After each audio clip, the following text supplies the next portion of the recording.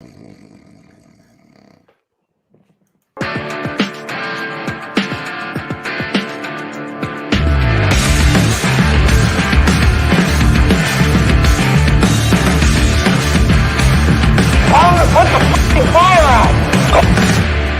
listening to the Gettin Salty Experience podcast.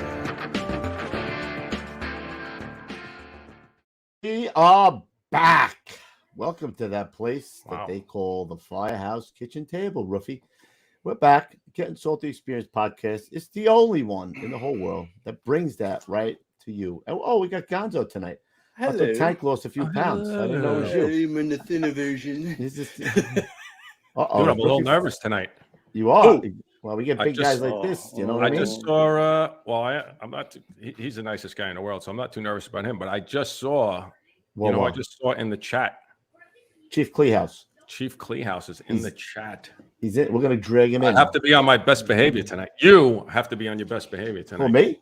Oh, yeah. Chief Kleehouse doesn't like that. He's all about tats and crazy stuff, bro. That's me. That's why he loves this show. I think he watches it just for me. He told me you can get rid of Louis anytime. I don't care. It'd be a good show without him. You do a better job than you. Yeah, I think that's what he said in the email. Tell Louis he can beat feet. It'd be. You might have heard it. He might have called me and told me that. He might have. I might have heard it. He might have. Yep. Yeah. Yeah. Oh, welcome back, Gons. Well, I appreciate that. It's good to be back. Excuse me. Yeah. You guys doing okay? Everybody hanging out? Yeah, man. How's it going down in Florida? Nice and warm? The weather's been really nice. It's starting to warm up a little bit. I'm looking forward to my cruise on Sunday, going to Jamaica. Oh, he's going on a cruise to Jamaica. Just you and the old lady? Yes. Oh, yeah, much needed, man. Yeah, much needed. Chicka wow wow. About chicka wow wow. Which room did you get? Which cabin did you get? The 70s one, bro? The heart-shaped tub? Yeah, the heart-shaped bed, actually. What was that? What was the place in Pennsylvania had the heart-shaped tub there? The Poconos? Is that the Poconos? Yeah, but it was called Beautiful Mount Airy Lodge. Mount Airy Lodge. How do you remember that? Dude, shit? I went to the Mount Airy Lodge when I was like 19. You did? I'm mighty proud of you. Very happy for you. You did. God bless you, Jack. That's how I remember. The Mount. Look at Procaccini. He knows. He still goes there, Procaccini. Yeah. Yeah, it's not my Airy Lodge. It's the Mount Airy Lodge, bro. Yep. Oh, we got some. Of course, what's his name? Hit it right out of the park. Who's that? Malone, right out of the park. Coob's on his best behavior? Question mark. Far from it. You know it. You don't want me on my best behavior. You want Here's what I'm drinking tonight. I got a little moonshine that I got from Tankamus Prime, bro. So best behavior just went out the door, bro. Little Boyman. Yep. Did he hand deliver that? Nah, it's the last time he was up. I've had it sitting in the refrigerator here. Oh, wow. Does it go bad? I don't know. It's not growing some hair on my tongue or something. Might go bad. Alcohol. Well, there's bad quantities of that. I will tell you, not to get off topic, but I taught a trench rescue class in Kentucky a couple of years ago, and this guy swore by it. I taught trench rescue in Kentucky. What? Kentucky? What? In Kentucky. Yeah, stick it in your grandma. Lou, he beat you to it. Anyway, so we tried it. He swore by it. It was good. I don't know. It wasn't very appealing to me. No, I don't know. All right. Everybody says there's different qualities. You know what? The yeehaw, stick it in your grandma. You know what the sequel to that is? No. Be happy. Stick it in your pappy. Oh boy. Best behavior out the window. I've been All right, trying to get let's Chief go. Let's Turner get to what for over a year. I've been trying to get the chief for over. He's a year. very elusive guy. He's very busy, bro. Yeah, you can't just commit to some shitty little podcast. Can't even get mad at him. Sometimes I'm like, no, you can't get mad at him. He's back there chuckling in the background. Always put us to work too, that guy. Always put us to work. You gotta love him for that. He did love the squad. The squad. Well, it's not the love. Yeah, you know what I mean? He did. Oh, true. Yeah. Good looking fellas, Oh yeah, doing it. All right, let's go. Let's get busy. All right, so let's get started with for tonight's show. Obviously, we got another hard charger, heavy hitter, whatever you want to term it as. And if you have some questions, hit us up in the super chat. That way we can get them answered for you guys. So please hit us up. Plus, it's help us out a little bit. You don't have to give a lot. Give a couple of shekels. I don't care if you give 99 cents. Nothing's free these days, bro. You cheap bastards. Go into your wallet and take a couple of shekels. You're gonna get Chief Turner on a show. Yeah. Chief enough now. Where do you think you're gonna get a man like that to stop for 2 seconds and answer your probably ridiculous question that you're about to ask? Yes. Please ask. And before you mention that, make it irrelevant. Good question. Not off the wall. What color shoes are you wearing? Yeah. Hey, when you were at Triple Deuce, did you work with a guy named Joey Boombots? I remember him. He was my grandmother's uncle's postman's sister. Go ahead, do it. All right, do it. So if you guys catch us after the show and you like it and you want to hit us up for a little bit of thanks here, hit us up on the super thanks. But more importantly, we're trying to grow the show. So everybody, we need you to like, subscribe, share, and put a comment on there if you like. Going into Subsellers, and Lou doesn't. Put that on there. We want to hear some of those funny little jokes that you guys have out there. All right. And then with that, you can guys catch us on all the on all the social media outlets. We'll get to that a little bit later, but we want you guys to hit us up. We're going to go right here. We're going to show you all Getting Salty apparel. We're going to play the Far From It. We know you guys are waiting for it. So I'm going to hit you guys up with Mr. Cologne's nice video. Stand by. And here we go. I want everybody to comment. If you're looking for a gift for that special firefighter in your life, then head on over to GettinSaltyApparel.com. Yes, GettinSaltyApparel.com. What do we have? Well, we carry hand-drawn original T-shirts, glassware such as mugs, shot glasses, pint glasses, engraved Arctic cooler cups, and much, much more. There's also a full line of firefighter tool bottle openers like Halligan's, nozzles, and wine bottle opener accesses too. And if you're a cigar smoker, congratulations! We have Partner Sauce cigar cutters and humidors. Think we're done? Far from it. We got toiletry, gear bags, koozies, a full line of hats, decals, sweatshirts, and once again, so much more. We could also personalize most of these products, and if you want discounts, hey, you've come to the right place. We got discounts on large orders for promotion dinners, weddings, as well as installation dinners. Just head on over to GettinSaltyApparel.com. I love it. It's like a cult thing now, bro. Like a cult following in that commercial. You can see that everywhere. I think you can see it in the Super Bowl one day. Far from it. All right, play the other commercial. I want to get this man in here. I can't have him. All right. He's a very important man. Stand by 1 second. All right, fellas, we're going to bring you our next ad of the New Jersey Fire. Stand by, and here it comes.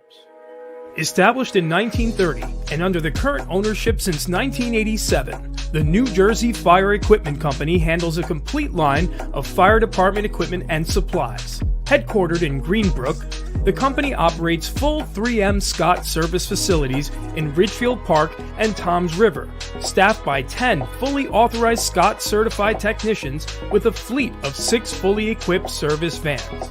All New Jersey Fire technicians and sales representatives are active or retired firefighters, officers or chief officers, career and volunteer. They understand the business and the importance of their work. New Jersey Fire has represented Scott since Earl Scott entered the SCBA business at the end of World War II. Among other leading manufacturers represented by New Jersey Fire are Globe and Firedex Turnout Gear, Mercedes Hose, Task Force Tips and Akron Brass, Hygenol, Firehooks, Arctic Compressors, MSA Carnes Helmets, ChemGuard Foam, Alkalite and Duo Safety Ladders, BA Face Shield Protectors, Truckman's Choice Saws, Grove's Gear Racks and Washer Dryers, Supervac Fans, RPI, Streamlight, and many others. A New Jersey incorporated and based company, sales and service are limited to the state of New Jersey. Find us now at www.njfe.com. That's www.njfe.com.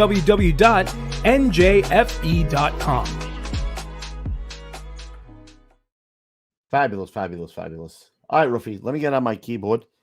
You ready? Are we ready for this? Yes. Bring in this gentleman. We'd love to have him.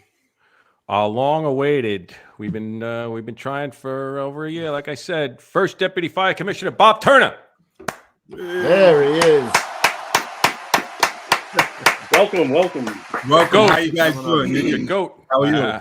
They'll never look at you the same again after this show. I know. I know.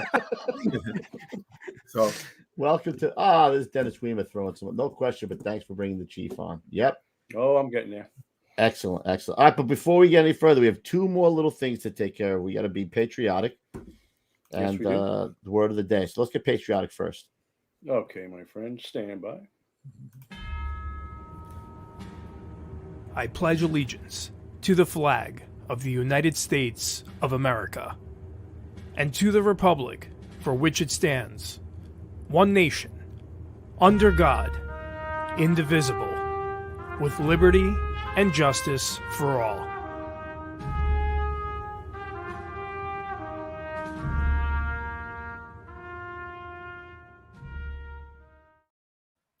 wonderful. All right, and last but not least, for you drunken fools out there, the word of the day.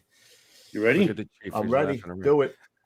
Number one on the list. Number one. What did he say, Coobs? I'm not smart.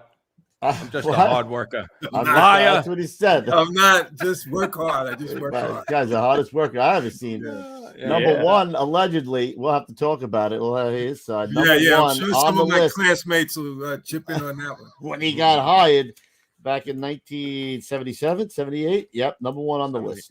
Yeah. Even Chief Steve acknowledged that. I asked him today. Okay. Begrudgingly, yeah, he was number one.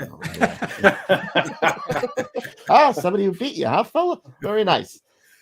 All right, so let's get started, Chief, if you don't mind. Let's talk about the early life. I have some of your notes here. Let's talk about where you grew up, a little bit about your family life, and what made you be a fireman.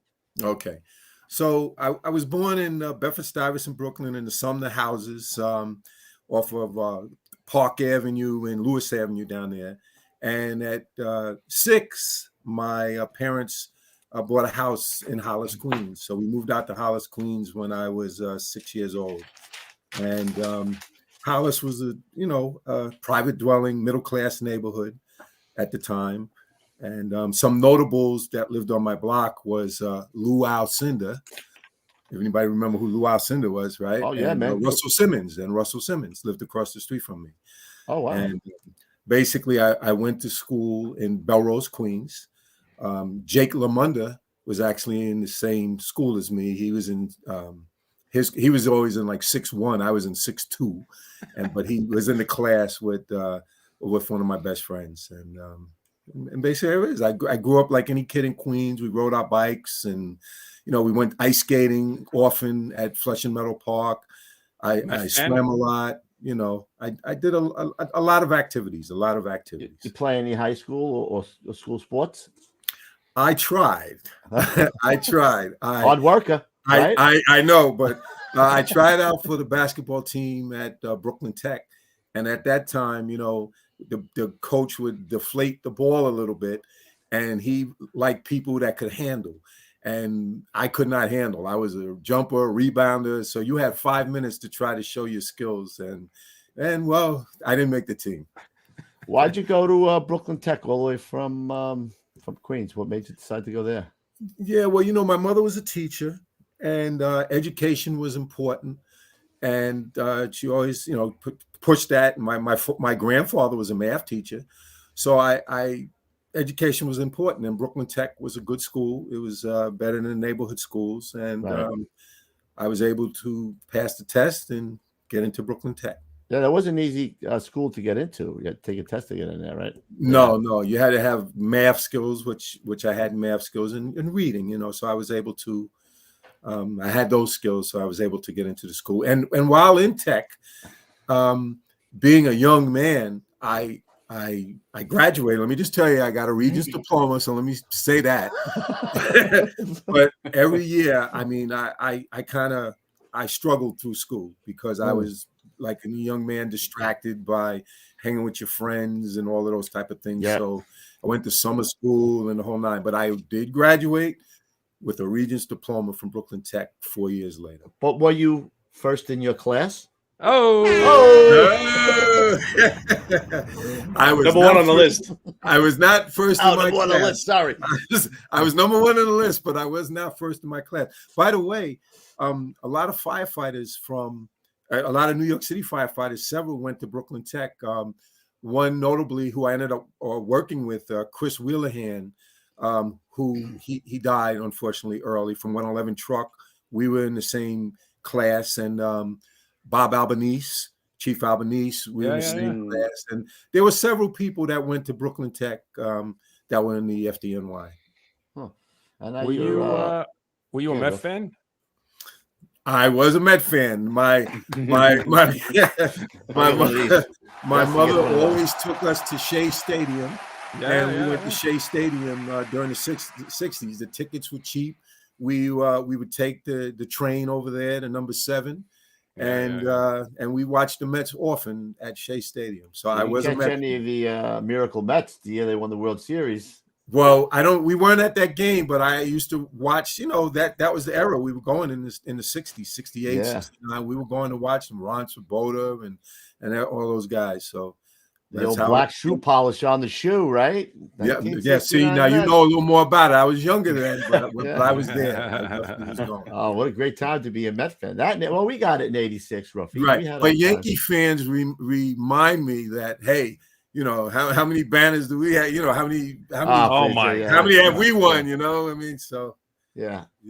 Elroy Braswell. What's up? Yeah. So Roy Braswell was one of my drivers in the 4-6 Battalion. He came over from 216 engine, and he, was a good guy, big, strong guy. I didn't have to worry. He was like a bouncer, so I didn't worry about, somebody wanting overtime. Coming up on you, getting in your space. Getting in your space. Yes. Oh, he's a self-proclaimed favorite driver. We don't know. Yes, well, I had a lot of drivers. I you want me to talk at this point about the drivers, or you want me to? No. The diplomat. I've had a lot of good drivers. Yeah. Gods. I'll pull up the picture of the Chief's dad because he was on the job and his uncle was a cop, I believe, right?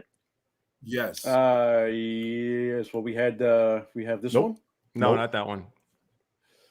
The picture of his dad coming on the job. Yes. So that's in 1955. Wow. That picture was in a photo store on Nostrand Avenue. It was kind of a famous picture there. There, two brothers, black in the departments from the neighborhood, and that's a picture of them. They both entered the department in 1955. They both were in the service. My father was in the National Guard, and he actually got sworn in by himself because I think he was away, and he had to come back. And when he was called, and he got sworn in. Any other brothers that they had, or just them two? They had a sister, Vivian Turner. They had a sister. She was the younger sister. My aunt, she lived in Westbury, Long Island. Right now they grew up in Bed-Stuy too. Your uncle and your dad? Yeah, everyone grew up in Bed-Stuy. My mother, my father. And I can tell you, they were tough. Like my sister's tough, and they often wondered where I came from. But I am the spit image of my father. But you do look like they were tough. They were tough. My mother was as tough as my father. How did your grandfather get? Because were those neighborhoods bad back then? How did they get them to that want to be a service worker? My grandfather on my mother's side immigrated from Barbados, so he came from Barbados. He was born in 1905. And I'm very proud of him. He attained his doctorate. Wow. And he, like I said, was a math teacher at Glover Cleveland High School. He had his doctorate in philosophy. And my other grandfather, basically, he was a longshoreman. He worked at the sugar factory in Brooklyn. Domino's, the sugar factory? Yeah, it was a sugar factory Kent over Avenue. there. And he worked there as a longshoreman. So he was a hard worker, and he pushed the boys into. He was a hard worker. Yes, my grandfather from Barbados, Leonard Lashley. Every time we went to visit him, he had on a suit. Back in those days, I don't know who it was, but he wore a shirt and tie and a suit, right? And he was just very, very formal. And actually, where I lived in Laurelton, I met a student of his. An older gentleman on my block, and he said, "Nah, your grandfather, he had a sense of humor. He wasn't what I, the image that I had of my grandfather." Right. Yeah. So I guess it was your dad that did you get bit by the bug, or he kind of pushed you in the direction? Well, it's interesting. So I used to travel, as you know, like first of all, growing up, we took the train everywhere. And my mother all the time, if we went to Radio City Music Hall, it had to be the 7:00 show. We was always early, and we took the train everywhere. So I became a train buff. And at that time, you had to take a test, but it was for surface and subsurface. So I actually got called to be a bus driver. But I didn't want to work as a bus driver. I wanted to work subsurface, and I actually wanted to be a train engineer. I wanted to be a motor operator. I like that. And so I turned it down, and I was, I said, well, I'll wait because I definitely knew what I wanted to do. And nowadays, I think they go right from the street to motorman or whatever. And then also I wanted to be an electrician, but how to get in there. You had to line up in Flushing, outside of Local 3's office, and that wasn't happening. And the Long Island Railroad, when I went to the Long Island Railroad, there was a sign right on the entrance door, not hiring. So don't even come inside. Don't even look into this. That was for insiders, Right. Did you used to go to the firehouse with your dad? Did you buff the firehouse at all? So that's interesting. I called my sister the other day and I said, Renee, do you remember going to the firehouse like Christmas parties and anything? And we said, no, we don't remember that. When I was a little older, I did go to 214, 111. And basically, I hung out in the basement shooting pool and they had some interesting magazines, but I got you. Allegedly, yes. And I, so I didn't really have an interest in the fire department. At that time, I remember meeting Bobby Schaefer, a famous legendary firefighter. I remember meeting a young Bobby Schaefer, Dennis Conway. But I was in school. I went to Brooklyn College. So I went to Brooklyn College from 75. Remember, I did graduate Brooklyn Tech, and I went to Brooklyn College. And around 1977, I was kind of, losing my interest in school. It was a 2-hour travel back and forth to get to Brooklyn College. I was working downtown Brooklyn at Martin's department store part-time, making a little money. And, I had a girlfriend. So it was very busy for me. So I came out of Brooklyn College, and my father said to me, he says, hey, you like cars, because I like most guys, you like cars and things. He says, why don't you think of becoming a New York City, a firefighter? He didn't say New York City, but a firefighter. And I really, growing up in Hollis, Queens, we didn't see fires, and so I didn't see a lot of fires. I really didn't know much about it, but I took an interest right away, and I started training. And there was a family in the neighborhood, the Catinos, and they had children, Mike Catino, Mario Catino, Michelle, whatever. But their father was a firefighter, retired firefighter, Alphonse Catino. And he had a club. We were in a club called the Wildcats, and we'd learn to fish. He'd take us out to out on the shore. We learned to surf fish, and we built a table.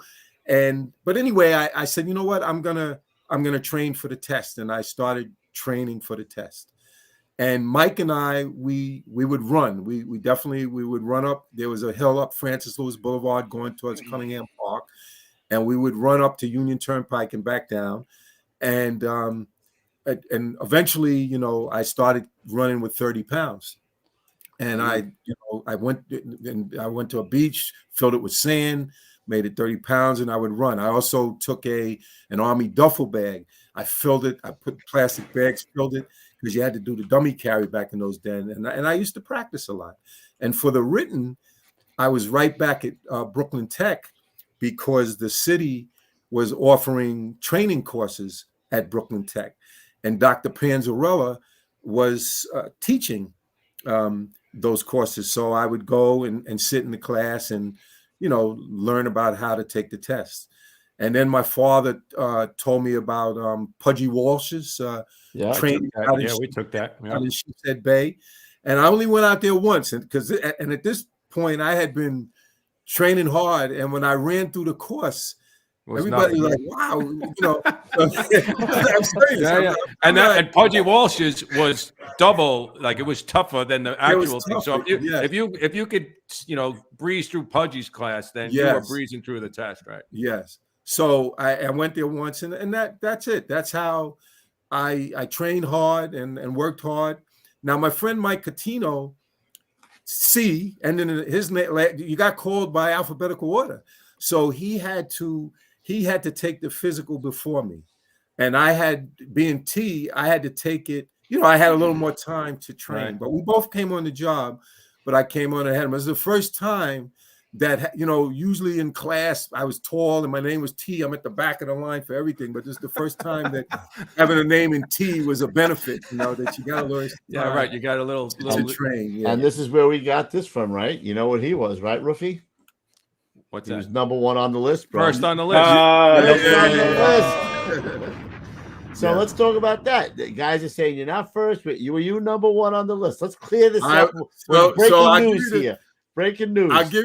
I'll give everybody, all my former classmates, Jakubowski, Mooney, Maloney, all the Jacko. Metaphora, God rest his soul. He's going, but so you took the written. I got a 99 on the written exam, and so I got one wrong out of 100. The test was not hard, so let's make that clear. It wasn't hard. I got a 93.80 on the physical, and now I'm going to add the only reason why I got a 93.80. There was a ledge walk, and there were two walls. One had a bow in it, and I ended up on that wall and actually got knocked off. So I said, you know what? I'm just going to get do minimal and get a time. So the highest physical mark was a 94.20. I had the fourth highest physical, but like I said, I would have blown him out if I didn't fall. If I had a straight wall, I would have killed him.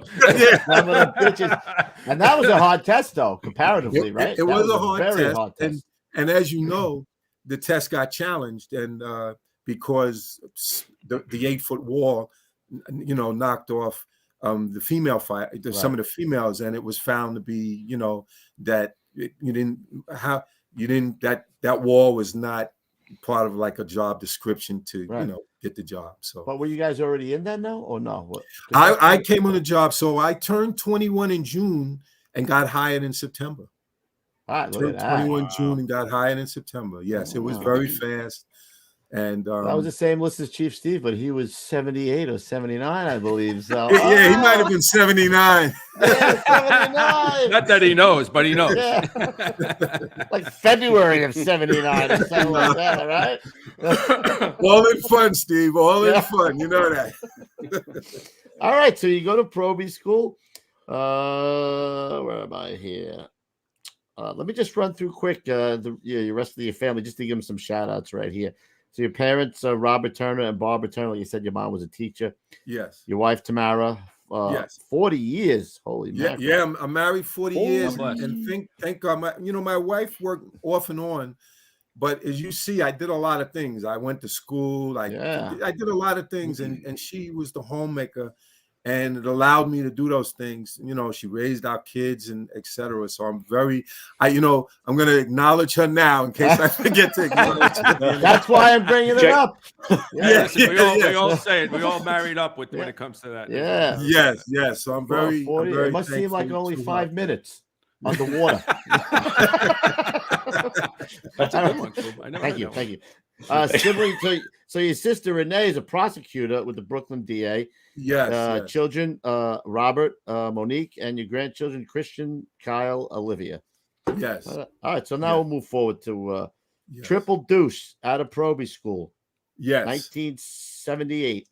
Yes. Tell us about when you walked into Triple Deuce. I'm not going to ask you how you got there, but I guess your father's. Yeah. Well, my father was the captain next door at the time. How does that happen, bro? Oops. Turn the Triple Deuce. What? Yeah. and mind you, I didn't know anything about the fire department. I really didn't. I didn't know. So anyway, when I got to 222, it's a single engine in Bedford-Stuyvesant. So I was familiar with Bedford-Stuyvesant, and it has roll frame brownstones. We ran into Bushwick, we ran into Bed-Stuy, we ran with 111, 112, 227, a lot of 217, a lot of engines, and we're with the 3-7 Battalion, and the chiefs were Mike Caputo, Perazzo, Shockett, Menahan, and Corley. And sadly, while I was there, Chief Shockett had gone in for some type of routine surgery, and he never made it out. So, and then Chief Urbando, we had a Chief Urbando come. But at 222, there were guys in the kitchen. You know, a single engine is relatively mellow, and these were older guys at the time. So one of the guys, Herbie Scody, you know, he was like a grandfatherly type, and you know, he was really nice. There was a guy there, Richie Klein. Now, Richie Klein, high energy. He talked. He always moved, but he was really nice. You know, he befriended me, and you know, kind of good introduction to the engine. There was a guy there, Bobby Boldy. Now, Bobby Boldy was a great guy. Bobby was a weightlifter, and he was the chauffeur. So I worked with him. So when I came to work, all he wanted me to do was like, hey, you're gonna spot me. I mean, I was 170 pounds. You know, I was like, I don't know if you want me to spot you. But and then he would set me up too. He would bring the weights off, you know, and make me work out with him, and then he'd go cook. But it was a good introduction. There were guys like Bob Bassima is another guy. Now Bob Bassima, he was in the Coast Guard, and Bob he would talk to me a lot, and he would tell me, hey, you should join the Coast Guard. You know, these things this is how this is gonna benefit you, and so he was very nice to me. Now Bob Bassima, he died of cancer, and he was young, and what was interesting, he had a gathering, you know, before he passed away, and it was unbelievable. You know, there was, I don't know, 100 plus guys there, and he was like, hey, relax. You know, he was like, relax. You know, I had a good life. I'm going. Wow. You know. Yeah, he was good. Yeah, and his son is on the job. And then there was guys like, there was Josh Murray. There was a nozzleman, Charlie Toole. Now Charlie Toole, he was a black. There was, when I went there was Josh Murray, Charlie Toole, and George Ensley. They were 3 black firefighters there already, you know, that amongst the other firefighters. And Charlie Toole was a heck of a nozzleman. I remember, like, he never wore a mask, and he was a slight build, and he just was super aggressive. They would talk about putting you know, near the nozzle to get air and all that. And I remember having a job with him. We rode the back step in the beginning. Just gonna ask you that. Yeah, we rode the back step and in the beginning. And I remember having a job with Charlie, and I was relatively new, and I had to back up. And you know how they tell you to, you know, grab your 3 or 4 folds or whatever. And we had a job, and he said, hey, you know, I'm on the step and I'm moving, but I'm saying, oh, I got to get 3. And he says, come on, Bobby, we got to move, man. So I grabbed anything, and we got in there, and you're crawling in. You don't even know what's going on hardly, but you're crawling behind him, and you hear, you know, the air come out, and then you hear, and the fire is out. And then, you know, luckily, you know, Charlie was good. He was very good. Tommy Morris, they called him the Drac, because he would study all night, but in the morning you couldn't wake him up. You know, he was dead to the world. You know, he was Dracula. A good guy. Yeah. He got promoted, and you know, there was a lot of guys. I think you worked with Phil Hudak and Bobby Hunter. Those guys were there. Oh, Bobby Hunter. They were there. They left to go when Hazmat. They came out there then, and there were guys like Jerry Coban, Weezak. John Cotton, you're going to see, you have a picture of him sitting in my office. There's a guy, John Cotton. I'll point him out later. But there were a group of young fellas that came in. You had the older groups and you had the younger groups. Now, the younger groups were a little more excitement going on, you know. But I worked with the older groups, and that suited me fine. You know, it suited me fine. And, how long were you there before you caught your first job, Chief? You know, it was relatively quick. I mean, we were going into Bushwick. We were going into Bed-Stuy. I remember, you know, one of the first jobs we had, I remember, like, we're racing 214, and even with a hand line, when we're stretching the line, they're stretching the line, we're stretching the line, and we're charging to the stoop together. We have to go ahead and stoop together. You know, I remember they're that. charging the line, we're charging the line. We're stretching it, and I think the toughest officer, you know, that's who got to get the fire, but it was very good. We ran in 111 and 112. We ran it with them. Now, your dad was a captain of 214 at the time? He just got promoted. The day I came in, he was. I was going to say, did you get to work with him as a fireman? Yeah, no. I would work with him in Manhattan later, when he was when I was in Manhattan, he was a deputy chief, and my father, was a uniform guy. He didn't. My father didn't really take any stuff. Like if he didn't back away from a fight or confrontation. And but that's the way he was. My father was very different to me. I'm proud of who he was, to be honest with you. I'm very proud of who he was. Sure. Now, you had mentioned it before. There was 3 other black firefighters there? Yeah, George, Hensley, and what was it like back then, being the fire department being predominantly white? What were your feelings on it? Was it, for the most part, I mean, there's assholes in every walk of life. Yeah. But for the most part, what was it like, at a predominantly white job or career? Well, remember I told you I went to school in Belrose. Okay, and Belrose was predominantly white, so I wasn't fazed by that, and all these guys, I'm telling you, most of them treated me well. And so I wasn't fazed by that. I knew who I was. I come from a good background, so it didn't faze me. I wasn't fazed by it. I was, kind of used to it. I've been in situations, so I was kind of used to it. And people who have names, like in the people, like when you're there a while, people are individuals, and that's who you know what I mean. So there were good individuals, there were not good individuals. When I asked the chief that question, because when we talked, I said, "Listen, I just want to make sure you're comfortable. If we talk about anything like that, are you comfortable?" And he said, "Lou, let me ask you this: when you got on the job, how was it for you when you got on the job? What was everybody nice to you? Was everybody?" And I'm like, you know what? 99% of the guys, I could say, guys took me under their wing. But there was a few guys that I didn't, you didn't rub well with. And he said, exactly. And that's exactly. And that's why assholes in every walk of life. There's assholes in a firehouse. Right.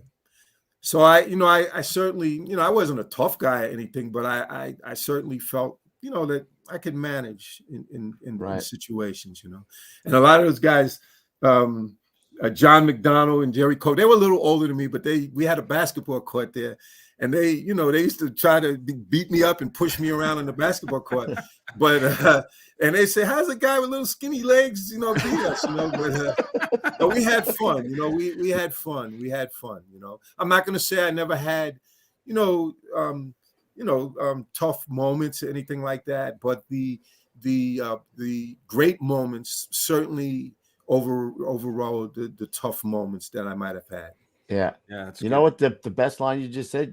You knew who you were. To me, that's a great line, Chief. That's a great way to look at things. I knew who I was, Right. And you had good oaks. I mean, you talk about your family. I call it Marco, man. Yes. You came from a couple of big oaks, man. So yes. All the way going back to your grandfather. So yes. Longshoreman and the school Patty team. Lee said, that was my old lieutenant. Patty Lee said, and Lou was Italian. He knows what I'm talking about. Yes. Shit. All right. So you don't spend that long there, though, right? You well, years? By the way, I have to mention my first captain, Captain Bongo. I had a lot of great officers, but Captain Bongo, he was a funny guy. Like I remember a fire when we were coming up the stairs, and the truck's waiting outside of the door, hunched down. And he says, "Oh, is this where the B-53 stops?" And then we get the business, charge the line. He was just a great captain to work for, a great captain, and all my other bosses there too. All my other lieutenants there, they were great bosses to work for. You have any? I guess at that time, with 77, 78, you probably have Korean War vets, right? Not really World War II vets, mostly Korean War vets, or at the time, and Vietnam War vets. We had Vietnam War vets. Yeah, there were Vietnam War vets. A lot of guys were Vietnam. Those guys. I'm sure there was some Korean War veterans, but as a probie, I wasn't questioning anybody. But war or anything like that. But no, there was certainly war vets. And they were tough guys, right? I mean, Yes. stuff that they saw, you're like, holy Yes, shit, this yes. is nothing compared to what some of these I guys have do. nothing but much respect for veterans, because when I remember, you know, I was coming to age, like the war was winding down when I was 18 in 1975, and I used to read the Times used to list the casualties, you know, and I was like, man, oh man, you know, and I'm not going to tell you, I you know, it made me think. So I respect all of the veterans, you know. Yep. Did you back then, did they do 30-day details? Like, did you go to a truck when you were No, we didn't. I mean, I don't remember going to the truck for 30 days. And 17. So at Triple Deuce, by the way, there were only 4 companies in the battalion, all single companies. I think Jimmy Graham touched on this, but Triple Deuce, 252, 233, and ladder 175. So you were tight with all of those guys. All of those senior guys kind of mentored you, and Vinny Cadasco, 233, you know, George Hargett. So this picture you're showing is Darrell Bennett from ladder 175. He was in 175. I remember Darrell. Yes. He came on a little ahead of me. He started out in 214. Now, Darrell Bennett worked in 175. He worked in 44 truck. He worked in 138 truck. He worked in squad 1. And then he came back and finished his career in 175. Wow, that's so a hell of a career. He liked fire. He loved fire. a little bit, right? Yeah. Spent his whole career chasing. And he loves that you put that up, too. So how'd you know at 175 truck, like how long so before you knew you wanted to go to the truck? so I had about 2 years on, and you know, now I remember being in quarters, and you know, a run would come in, the chief would go out the door, and then like maybe 3 minutes later, 112 would come, you know, going by the firehouse, you know, and you're still sitting there. Yeah, and we're here, you know, and then also I just wanted to do more. Like if you didn't have the nozzle, at that time we had 4 firefighters on the backstop. So if you had control or backup, you kind of out of the fire a little bit. And I just felt like, you know, if you go to a truck, no matter where you're at, you're going to do something, and you're going to learn more. And that's why I decided to go to the truck. And my captain, my father, wanted me to go to 105. You know why? That's the chief. That's study in chief's. House, right? What do they call it? The student's house. Chiefs. You know. But anyway, my Captain Bongo, once again, he said, you know, he says, you know, why are you going to 105? He says, you got 175 right here in the battalion, and they're doing a lot of work. I said, okay. I ripped the paper up and we put 175, and off I went. You know, I spoke to Captain McNulty at the time, and I transferred to 175. Chief Kleehouse read my mind. West Point, it's called. West Point. West Point. Right. Yeah, Thanks, Jack. For that reason. You know, Jack's been helping me out ever since I met him. Maybe you can help us out and get him on the show. We're gonna work on that. Chief Daly said West Point too. Okay, I couldn't remember what it was. Wait, let's go back a little bit. Wait, you ripped up the one for 105. You filled out. Yeah, nothing. No slight to 105. No slight to 105. No, but you filled out the one for 75, and then you handed it to your dad, right? I mean, no. I'm kidding. I did not. I'm just kidding, yeah, Chief. Just kidding. Yeah. So, it's crazy how that happens, right? Like you think you like how you trusted the guy, and he put you in a path. And it works out, right? Like it's incredible how that happens sometimes. Yes. A lot of times, almost all the time. Yes. So now this is when 175 was on New Jersey Avenue, single truck, It was on New Jersey Avenue. Oh man, that's it was great. Truck. It was a single truck, and you know, so I guess I should mention the guys first. Yeah, absolutely. But you know, now, so I didn't work with most of these guys. You're going to see them in other pictures. No, you can bring it back up because Harry Lee was there. That's Harry Davis on the right. That's Larry Weston is a lieutenant. I had their names. I told you their names, right? Mike Delina is there. Mike Delina, who would later become a chief. Mike McLaughlin, and everybody should know Mike Perone with his forcible entry door. But then you get the door. Oh my God! Look at Perone. You see that shit? Yeah. And you get the door. Yeah. So I met Harry Davis, and Darrell Bennett was there. The first guy I met going into quarters was Al Hay. I think I have a picture of Al Hay later on. We can just point him out. But Al Hay, he met me on the apparatus floor, and he showed me the rig. He took me around the rig. He showed me, like, we had save tools. I know Jimmy mentioned that, but he was the guy, that kind of took me around and showed me everything. And I'm so sorry he ended up transferring to Ladder 120, but so I didn't get to work with him long. But at that time, 175, we had manual tormentors. So if you were the OV, you made sure that you checked the tormentors. Yes, there we go. So there's Kevin McGoldrick, Jerry Moriarty. They called him Onion Man. He not only cooked a lot, but I think he worked in war bombs or something in the vegetable department. And Georgie Wicks. Yeah, that was, as soon as I saw this picture, Chief. That's why I made the thumbnail with that picture, because it's just classic. Like I look at you there, like I've only known you since 2010 or whatever it was when you were the chief. But to see you there it was so funny. I'm like, I got to cut these guys out and stick that in on the thumbnail. Right. It's just so fucking funny. Right. And the firehouse only, the house watch is right to the right there. We only had a apparatus floor and a kitchen, basically, in a bunk room, but the guys had a good time. The kitchen was lively, and it was great. I worked with Larry Stack was one of the first people that I started working with. Larry, a guy Al Zakhoff, Billy Stenger, Ray Ross, Dennis Nelson, who the patch that we have with the frames and the fire, Dennis created that. There's a guy, I'll point him out later. He's standing in the street in front of quarters by himself, Archie Moore. He was one of the senior guys. And of course, Tom Potter. Tom Potter was the senior man in the firehouse, and I worked with Tom Potter.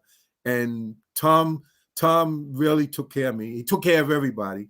And he had a temper, and boy, I mean, I never wanted to get on the other side of his temper. And I know a guy like that. Did. What? I know a guy like that. Nope.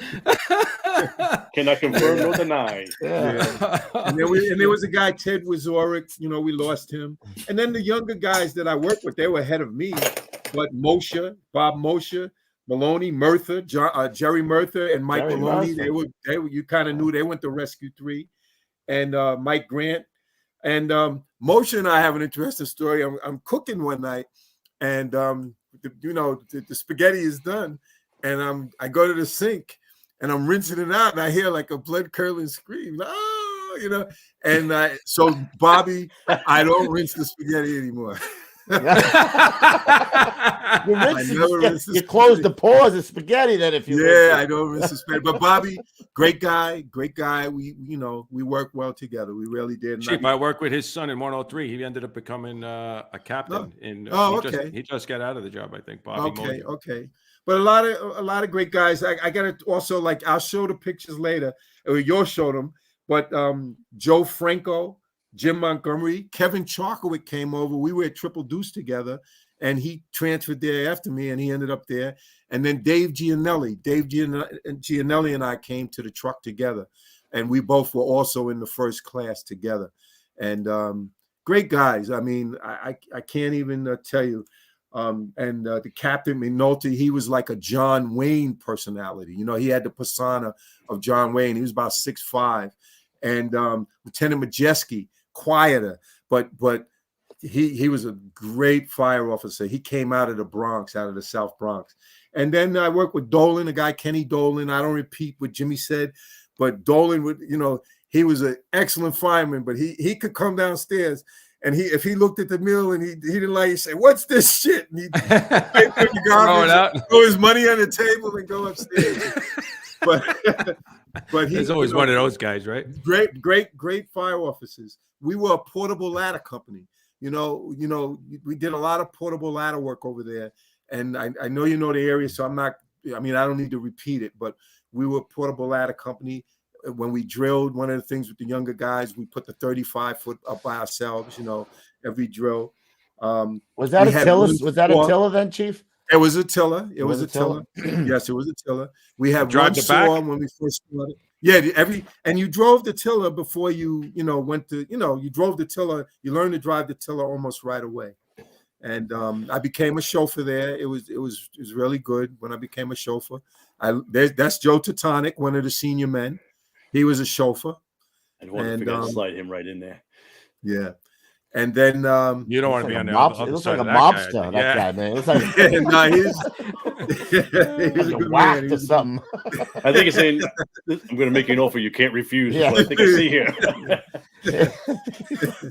He's like, Bobby, take care of that thing for me, all right? Chief, how did you like when you first started there, coming over to the truck? How did you feel like? It was great. The captain used to tease me. The captain used to tease me because I'd pull my collar up. Whenever we were going out, I'd be standing there with my collar up, and he said, "Put that collar down." And he bought me a dickie. With the tie, you had the little tie there. No, no, I got you. But no, it was good working in the truck. I mean, it was different. It was just different. East New York was doing a lot of work, and we were running with 103, 107. And down with 236 and 233 up into Bushwick with 112. It was great. I mean, especially, I mean, Jimmy told you about a bunch of roof jobs, but I remember my first good roof job. Billy Stanger was driving. I think I was in the tiller. And when you had a top floor fire, it was the responsibility to get the saw up there to the roof. And I think if you were first due, you cut. If you were second, whatever it was. But the building was fully involved, and I'm a young fire, 4 years. I don't know how much time I had on the job, but I got up there. The building was so charged, I couldn't even start the saw on the roof. I went to the adjoining building, started the saw, got up there, and just started cutting until Ray McCormick might have been up there, and there's a couple of guys from rescue came over and said, "Okay, man, it's time to get off of here." So that was my first good roof job. With Lieutenant Majeski, Bob Mosher, Lieutenant Majeski, and myself, we got caught in a backdraft. We pulled into we were second due at a job, I think 290 and 103, and it was a 2-story building, little brick building, and we're going into the first floor. We're starting to go in the first floor, and I actually said to Lieutenant Majeski, he said, I said, "We don't need our masks, right? We had them. We don't need it." And he said, "Nah, put your face piece on." And we crawled in. Bobby was the irons and I was the can. And we opened, we crawled through the entrance door, and then there's like a foyer door, and we go to the back door to get into the apartment. And next thing I know, I'm getting up off the floor back at the foyer door. And I didn't, I saw a little flash, and I just start crawling forward, and I come into the face piece of Bob Mosher, and he says, "Quick, we got to get out of here." And what had happened was Lieutenant Majeski went into the room. He actually got into the room, and it lit up, and it backdraft. And luckily, all the doors closed, but Lieutenant Majeski was actually trapped in the room. In that room? Oh my! He was trapped in the room. Wow. He didn't have his gloves on, so he couldn't open. He couldn't. I don't know if he couldn't open the door or his ears, but Bobby Mosher was right there, and he opened the door, and then we all came outside, and Lieutenant Majeski's ears were burnt. His hands, the back of his hands were burnt.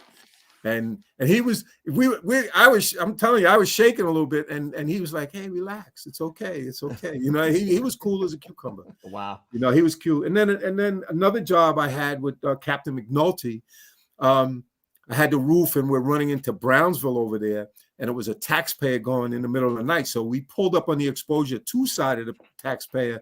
So it was a brick wall. I really couldn't see what was going on, but I knew I had to get on the roof, and I put a portable ladder up. And I'm climbing up the ladder to get on the roof, and the captain comes running around the corner, and he says, "Bobby, stay off the roof." I said, "Cap, I'm just going to check it out." He says, "Stay off the roof." And later on, the roof collapsed. So he must have seen it was fully involved or something. So yeah, that generally never would happen unless he really felt like right. Think about that. He came around that corner, and he ordered me to stay off the roof. And then some guys got that intuition, that whatever it is, man, they got that sense, Yes. And then I had the mask share once. And the fire wasn't a big fire, but It wasn't a real big. It was a car fire in a garage though. So it was at 233 233 Jamaica Avenue, which is right around the corner from the firehouse. So we got in by ourselves, and we started walking down the ramp into the garage. And when we got in there, the smoke was choking bad. Even Lieutenant Majeski. So I had a guy, Richie Kuzniewski, was with us from 252, and we were all coughing. We were choking. And we had to mass share. The lieutenant said, "Hey, we were mass sharing."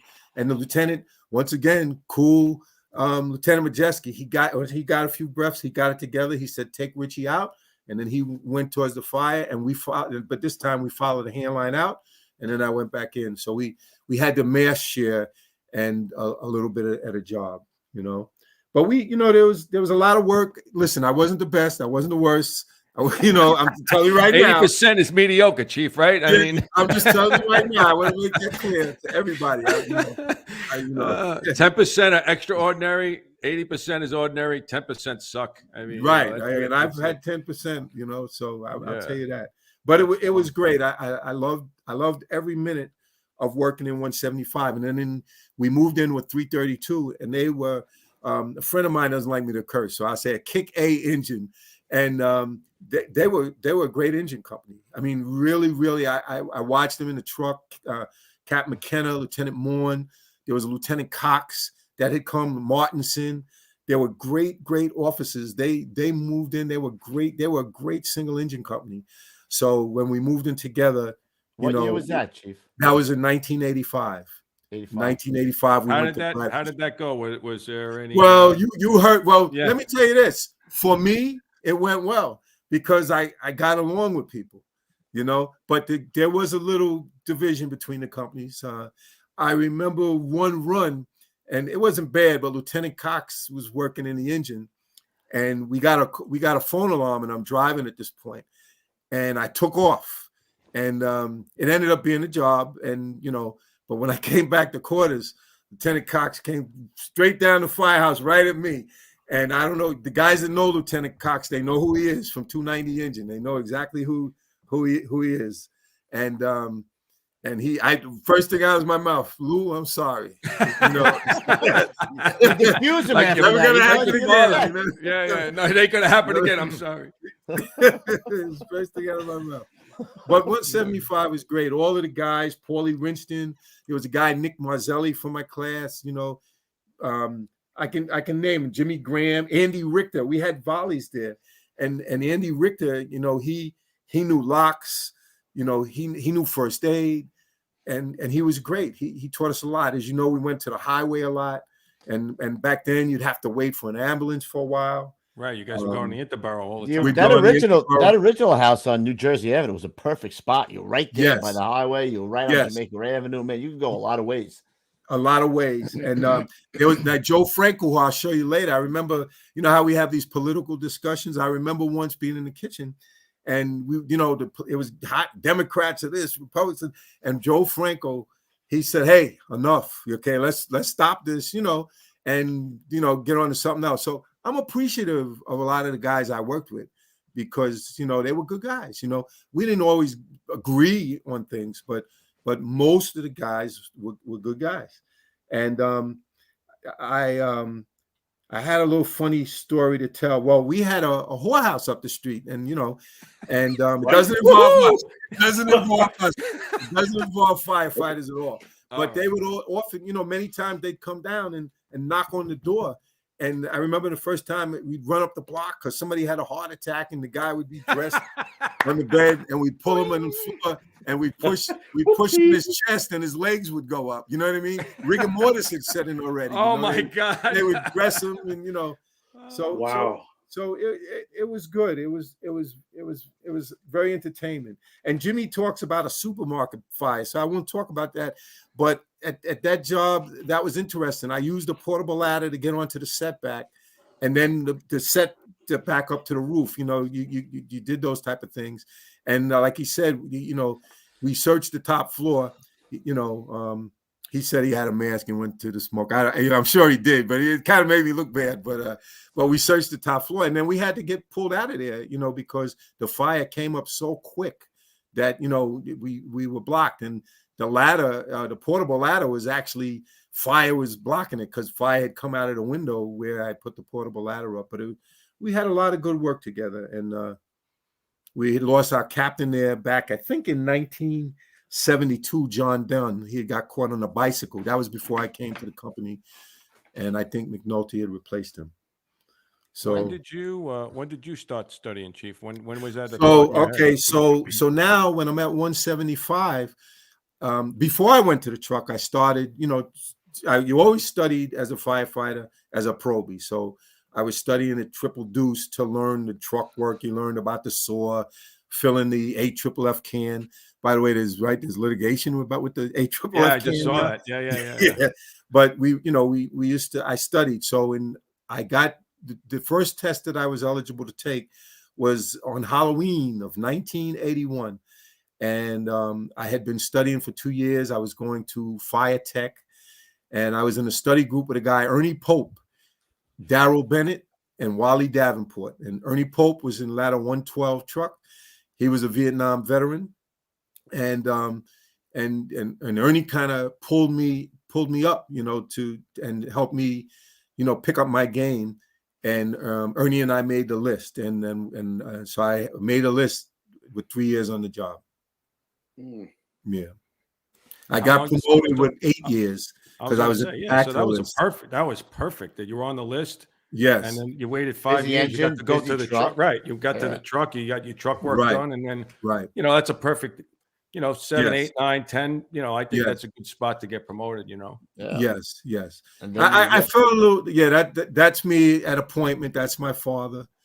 You see, I didn't know how to tie a tie too well. You see how high it's nice. I like the chops, though. Look at the chops on it. Yeah, man. We had Kurt Lexter on, right?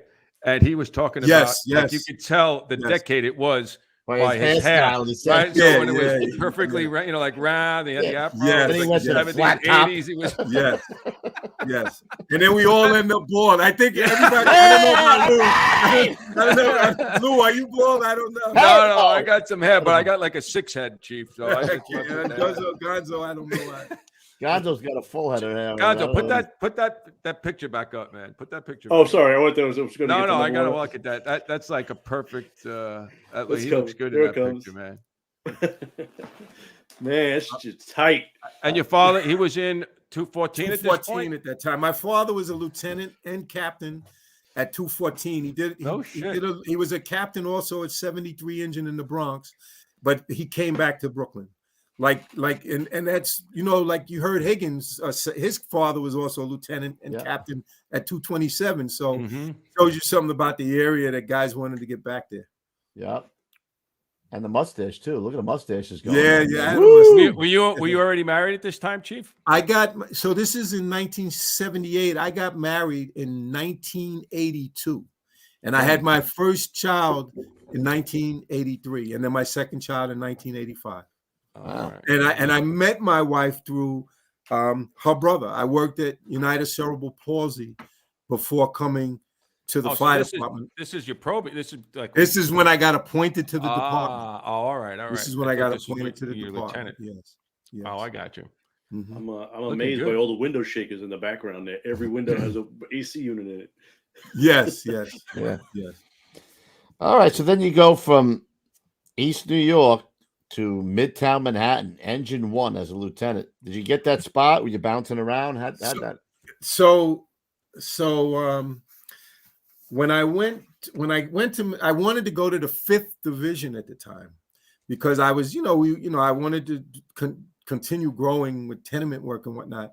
But Chief O'Rourke, I think, was the chief of department at the time, and he told me, he said, if you're going up in the job, you need to experience Midtown. You need to experience, a different type of work. And that's how I ended up in Midtown. I was assigned to the 10th Battalion in the 3rd Division. And I first started, my first tour, by the way, was in 2 truck. And I'm driving to work. I'm looking up. I'm like, what did you do? Kansas anymore. What did you do? Yeah, but one thing I did know, I knew positions. I knew where I was supposed to be. I knew where the first truck, the second truck. I knew where I was supposed to be, but I certainly didn't know what the fires were gonna be like. And I go to 2 truck, and the first couple of runs, I'm like, okay, this is the big one. But then we do a lot of class E and J and 3 alarms. But Engine 8 and Ladder 2, what a great house, and it has a ghetto feel to it. Guys there now. One of the guys I work with, John Cotton, Neil King, a bunch of guys had transferred into 8 engine, and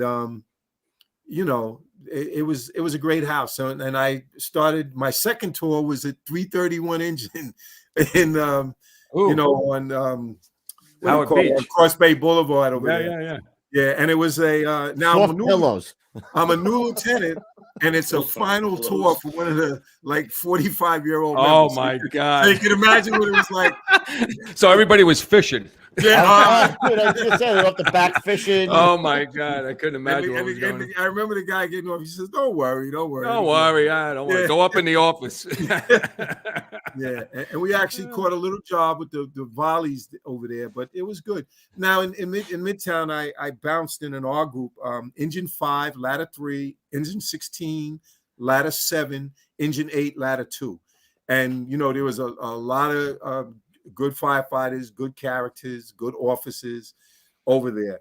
My first high rise, I think I was covering in 18 truck, and we went downtown. We went downtown, and it wasn't what I expected. I'll tell you that. We got, I had the guys bring extra cylinders. The fire it was mostly out, I believe, but we had to search the upper floors. And there were lines into the lobby and different places, but we couldn't even get an elevator. And then we couldn't even, the place was so decorative, we couldn't even find where's the way to get into the stairs. But I know, we eventually got up there and then did our searches, crazy. So, but it was good. My first job, was with Engine 1, where I eventually got assigned. So that was after 3 months. I only bounced for 3 months. And somebody, a chief comes up to you and says, "Hey, how would you like to be, UFO in Engine 1?" I'm like, "Well, I'd really like to bounce." And then next thing you know, you're in Engine 1. But it was really like to do this, but you're the new guy, so you got it. I don't even know why they ask. Why did they ask? Good point. Yeah, but it was a great house. It was it was really great. They were great, they were great firefighters. I know some guys knocked, that company or Midtown, but it was a great house. And I remember my first job there was right across the street from the Garden, and I couldn't even. It was a building. I didn't know if it was a commercial, an MD. everything is different. Oh, and I remember asking this guy, John Rogers. He was kind of a legend from 50 Engine, and he had transferred down to Engine 1. And I figured, all right, how could I go wrong with John Rogers? And I said, "Hey, John, what do we need here? 2.5, an inch and 3/4?" He goes, "You're the boss." So, I said, "All right, well, stretch to 2.5." And that was my first fire, and that was like that. And the guys down there at the time, let me call their names, right? You have to acknowledge people. So it was Ed Deary in the engine. It was Joe Sapienza from 236, great officer. Jerry Doyle from Engine 48. And in the truck, it was Captain Casey, John Casey, and Bob Burns, who was very bright and good officer, and Frank Congista from 120 truck, and Jim Kennedy from 236 engine. So it was a lot of great officers there. Later, I would work with John Malkin and some of the guys. Bill Henry, he was lost 9/11. Danny Brethel, he was lost 9/11. Tony James, a lot of great guys. Steve Geis, Stevie Belson was when I went across the floor to 24 truck. He was my chauffeur, and we lost him 9/11. But Engine 1 and Ladder 2-4. So one of the jobs I had down there, I remember it was, what's his name? Chief Hanley. Chief Hanley was an officer from 55 truck. So I remember I'm driving, we're coming up 8th Avenue, and we get a run, and it's a phone alarm for smoke from a high rise. And there it is, heavy black smoke pushing out of the high rise. I'm like, okay, this is it. And I get on the radio, I 1084 transmitter, second alarm. We have smoke pushing out from a high-rise building. It was 5 Penn Plaza, one of the Penn Plaza buildings above the garden. Right. And I thought, okay, here we go. Chief Hanley gets on the radio. He goes, hey, listen, cancel that second alarm. And you know what they were doing? He knew that they tested generators on once a month. No. That's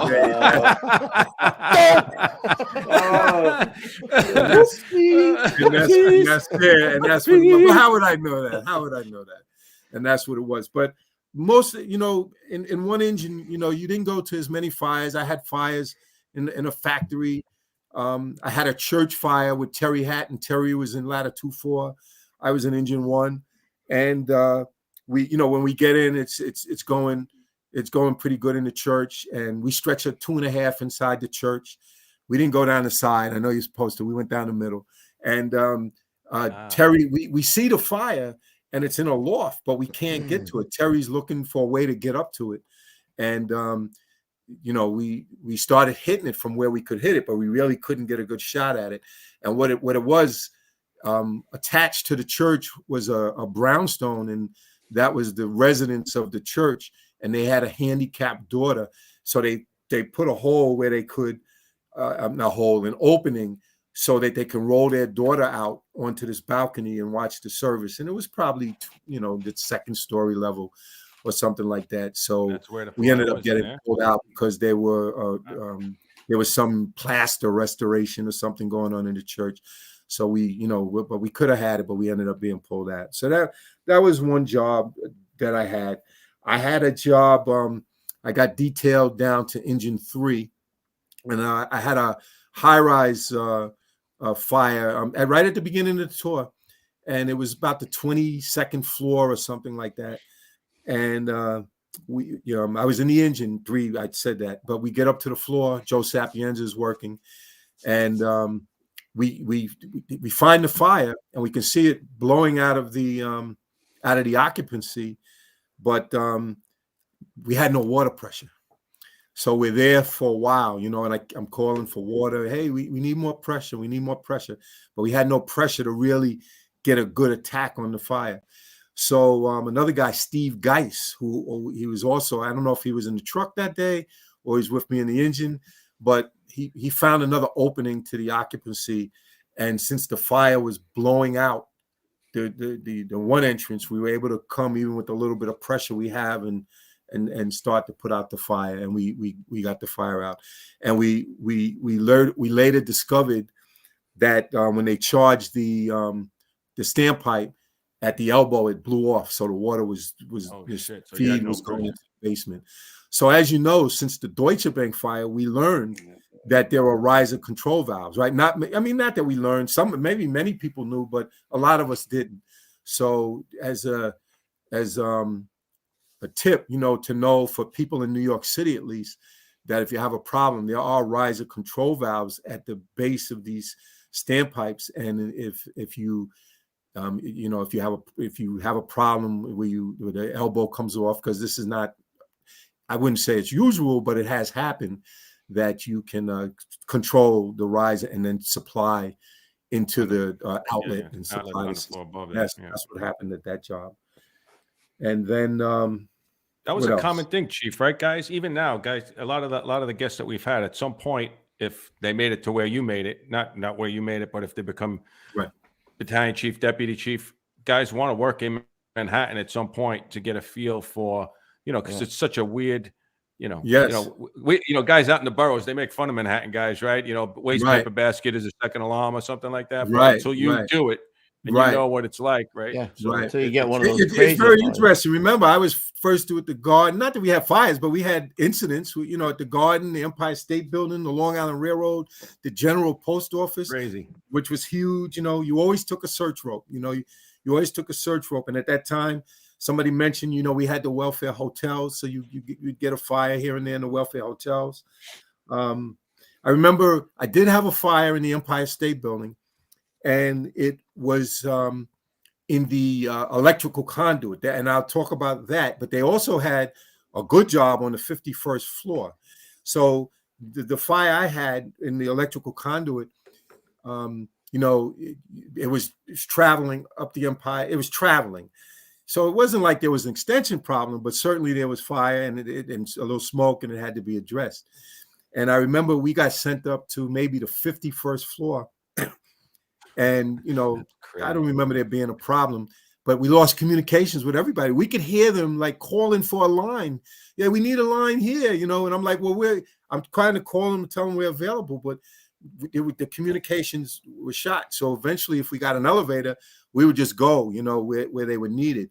But one thing I learned to do when I worked in the truck, when I went across the floor in the truck, I would get the phone number for the lobby. And now I'm in an elevator. And before, even as we're going up, I would have the OV who ran the elevator call the lobby phone and make a connection so that when we were up in the building, I would just have to reach my OV and he could communicate. I got you. The lobby to the chief, what's going on, even for emergencies. Command post, right. Yeah. And then they did have a fire on the 51st floor. I wasn't operating at that fire, but it was in an occupancy. I believe it had glass doors, and they stretched the line off the fire tower.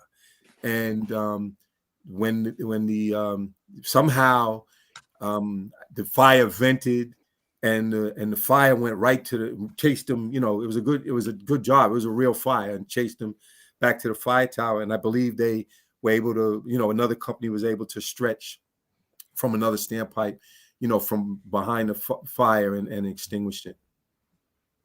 Yeah, there's some oddball, crazy fires there in Manhattan. Everybody who works there says the same thing, man. They may not go. Were you already studying?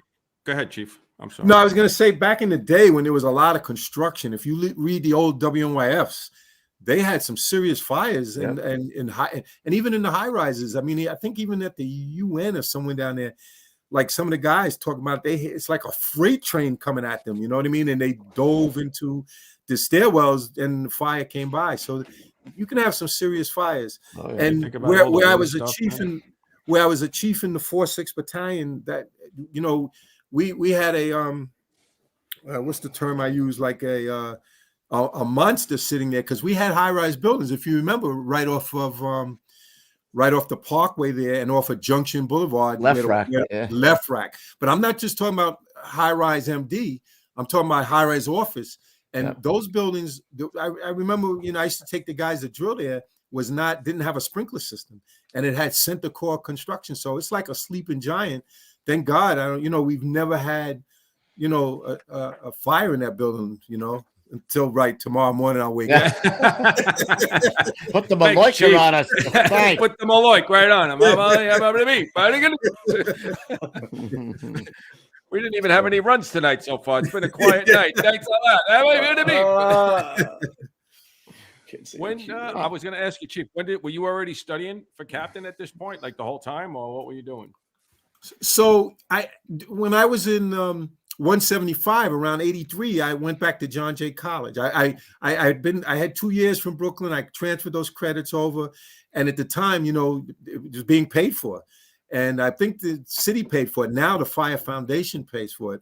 But I started going to school. So I was going to school, and I did study for captain. I can't remember, at what point I started studying for captain, but I did, like everyone else. I went to fire tech, and I was in the study group. Now that group that you see there, you see Ike Johnson in the front. And I just wanted, while I'm on this picture, Ike Johnson was an avid skier and diver. And I have to thank Ike Johnson, Mike Marshall, and Rod Lewis. They really introduced me to skiing, and we went out west for 10 days, and I learned to ski out there. and made it up to Black Diamond course, but the other people you see, that's my father in the front, and other offices that I work with, Ronnie Gilliard, different offices there. You see behind Ike is myself as a captain, Ronnie Gilliard. Behind my father is Dave Floyd, another Rescue 2 firefighter, former president of the Vulcan Society, very influential. You see Paul Green, different, very tough, influential men. And that's us at a gathering with the Vulcan Society. The Vulcan Society was a big part of my life. I'm glad I was a member, because if you just work in your firehouse and you're not involved with other organizations, you don't meet people. And yeah, there's some other people. On the right there is Jim Lee, and you see some of the. There's Kirk Lester. Isn't that Kirk Lester there? Where is he? On the right, in the shirt, in the white shirt. I don't know if that's him. Well, anyway, these are Jim Murray. These are some of the mentors in my career. Who's the guy on the left, Chief? Yes, he was from the Bronx. So thanks for asking. I told you I didn't remember. Oh, Franz Edwards. See, you didn't get me. I remember. I tried to set you up there. He did that on purpose, right? He did that on purpose. Franz Edwards and Dennis Hargett. Dennis Hargett is right next to him. He was in 235, and his father was George Hargett, 252 engine. But a lot of influential guys, that influenced me on the job. And the Vulcan Society always encouraged us to study, and they had study groups at Vulcan Hall too.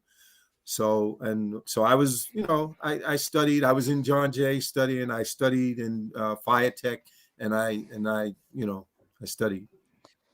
So you get promoted, and lo and behold, goes back to 214.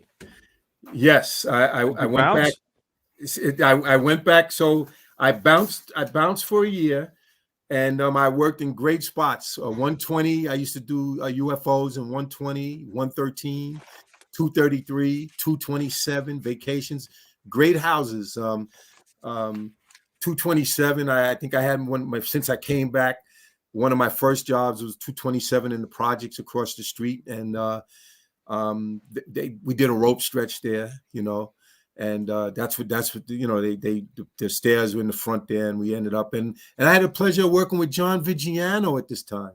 What a great man John Vigiano was. And I went to really good fire with John Vigiano and did a good job at that fire. And with 233, actually, he was the captain of 176. So I was happy to work with great people, great companies, it was just good. And then after a year, I put in for 214, and my father was a lieutenant and captain there, and I got to 214, and that's a storied house. I don't have to say too much about 214, 111. You're not coming there to teach those guys anything. They're teaching you. It was a really, really great house. That had to be like Disney World when you went there, right? The first person when I walked into office on my first tour was Jethro. Everybody know who Jethro is? Yeah. That's the first person, and he was laying in my bunk. In his birthday suit. And in his birthday suit.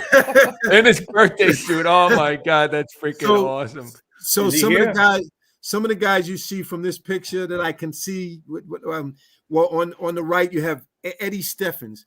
Now Eddie Steffens, when I was in Triple Deuce, Eddie Steffens had blonde hair, right? Because he was there a long time. He worked with my dad. And Eddie Steffens never smiled at us on the back step. He was just a tough looking guy, and he's a tough firefighter. But Eddie Steffens was there. He was there a long time, very, very knowledgeable. Next to him, I think I can't see.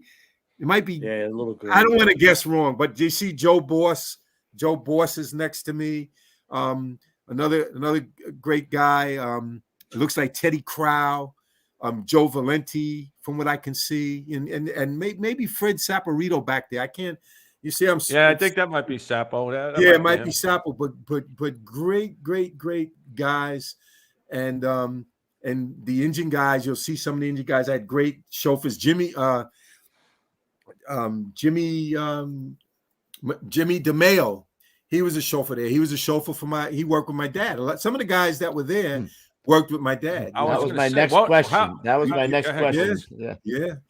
So to learn about my dad, you can talk to them. But Jimmy DeMeo, my dad was into firefighting. He came out of 132, and he was a buff. My father was a buff on Halsey Street when 111 was on Halsey Street. Really? I didn't know Yeah. So my father, he loved fire. He loved firefighting. He hung on a rope for a roof rope rescue when he was in 132. And but anyway, some of the guys there, Jimmy Noon, Chris Norris, Greg LaManna, God rest his soul, Ken DeTata, excellent, Richie Myers in Rescue 2 Richie now. Myers. Richie Myers. And something about these guys, like Richie Myers, he was, how would I say, he kept his cards close, because you would have never known how he was a talented guy. He was a very, very, not that you didn't know he was a good firefighter, but here he is in Rescue 2. Kenny DeTata, Mike Trezor, Greg Evans, Iope, Jonathan Iope, Lee Iope's son came to my company. Yeah. And he left to go to the squad, and sadly we lost Jonathan. I didn't want him to go, but he had the background in the volunteer service. Right. He went, but he was another good guy. And of course, I have to mention the guys we lost: Kenny Watson, Carl Badesian, John Florio, and Mike Roberts, and of course Lieutenant Chris Sullivan. Lieutenant Chris Sullivan, I didn't really know that well, but Mike Roberts was in 287, where I was a chief in the 4-6. So, and he left 287, to go to 214. Oh wow! And what an enthusiastic guy. He loved the job and he wanted to learn the job. I think his uncle was Chief Fox in the PD, So, but what a great guy. John Florio, strong, mischievous, great guy. I'd come down and I see some red sticker like on the top ceiling of the firehouse. I'm like, what's that? You know what I mean? And that was John, and Carl Badesian, another one, young, just got married. Great guys. And Kenny Watson was a little more seasoned. He played on the baseball team. I remember going to Shea to see him play, play with the fire department team out there. So just great guys. You know what I want to ask you, Chief, before you continue? How did you feel getting the spot, and how did your father feel about getting that spot that he stole had? My question, Ruffy. I mean, that's really a proud thing, right? I mean, that's incredible. I was very proud to go there. Now, something about my father, we didn't talk about that, he was proud. I know, I have a friend that always tells me, man, you should hear the things what your father was saying, because I didn't, he didn't tell me, he didn't tell me. I got you. Some people are like that, right? Yeah, but one of the pictures that I couldn't find that I cherish most, my father got sick in 1995, and he lived down the street from the firehouse. So I would, when he would stop by the firehouse sometimes and, come up in the office, his office, and one of the most cherished pictures I have is him in the front seat with me. Somebody took a picture. I think Greg LaManna was the chauffeur, but somebody took a picture of us from the street, and I was driving my father's home, driving my father back down the street on Hancock Street. And, it just, my father used to take care of me and put me in that rig and drive, because I remember getting in the rig, and now I'm putting him in the rig and, and taking him. Did you feel any pressure at all to be? Listen, to be in 214-111, there's pressure. Yeah. Just to be in 214-111, there's pressure. The guys, they were excellent. I mean, none better. Very good guy. And some of the guys, there were a few guys like Charlie Williams, great guy. He came on in 77, but he was a veteran and great guy. He got me into, purchasing real estate, but he was such a fixture of that firehouse. I mean, if you go to that firehouse, you'll see the tributes that they pay to those guys. I can't even tell you. I was going to take pictures, but I didn't want to infringe on the company. I would tell anybody, if you want to go to a firehouse and see all of the unit citations, all of the tributes to the people lost at 9/11, to the people lost, from that house, you would know what kind of house it is. I mean, we've had a lot of guys from 111. I mean, just that Chief Haid was on the show. Yes. Fdny was on the show. Tommy Burke, right? I mean, all of these guys. Yes, Tommy Burke. Yes, and I'll say my condolences for Tom, but yes. Yeah. But a lot of great people. Chris Wheelahan, we lost, before his time. Eric Weiner, of course. All right, now Eric Weiner could be a show. Ray Strong, himself. Don't forget Ray Strong, great guy. So I have a Ray Strong story. So I brought a ping pong table into the firehouse. I brought a ping pong table into the firehouse because I thought I could play ping pong. I was like number 5 in the house, But Ray Strong said, I can beat you with a frying pan. I said, you ain't beat me with a frying pan, buddy. He beat me with a frying pan, You know what's so funny, Chief? My father used to play, my uncles told my father passed away when I was younger, but my father used to play with a pot, like you would boil eggs with. And he used to beat the guys with a pot. It's funny you say that. And used to hear the doink, doink, doink, Yes. So some that's funny. I guess a lot of fires there. You have a lot of jumpers in that area. You have a lot of jumpers in that area because of the nature of the building, the brownstones. Yeah. Right. But so you got to know brownstones fairly well, and you did some row framework, but mostly brownstone fires and some tenements. But I did respond to the Atlantic Avenue fire where we lost Jimmy Blackmore and Scott LaPedra. We went, I want to say on maybe a third alarm. I'm not sure, but we got down there. We never really knew what occurred, never really knew what occurred, and we were in exposure 4, and you could, the floor had collapsed in part of that building, and Richie Myers, he's so aggressive. He was making his way to try to, and I just didn't want anybody to get hurt, and it was just a bad fire. And I'm sure Chief Galvin, that's the person that can talk about that fire. I really we had him. Talk about that fire. But it was heavy fire in the rear for a long time too. We realized there's a lot of fire in the rear, and things weren't normal. Like there was fire popping up in places in the building. I'm like, why? I remember 227 below me. I think it was Captain Ryan. It was just a bad fire, and it's so sad to lose those guys. Yeah, we actually, as the squad, we were just coming online, but we got relocated. I've told this before. We got relocated to 332, and we could listen to what was going on because we went, I think, on the like you said, second or third, right? And then all of a sudden, guys had, I guess, already knew. And we had known that there was, I guess, Maydays and everything. And then guys started coming back to the firehouse. And I've said this before.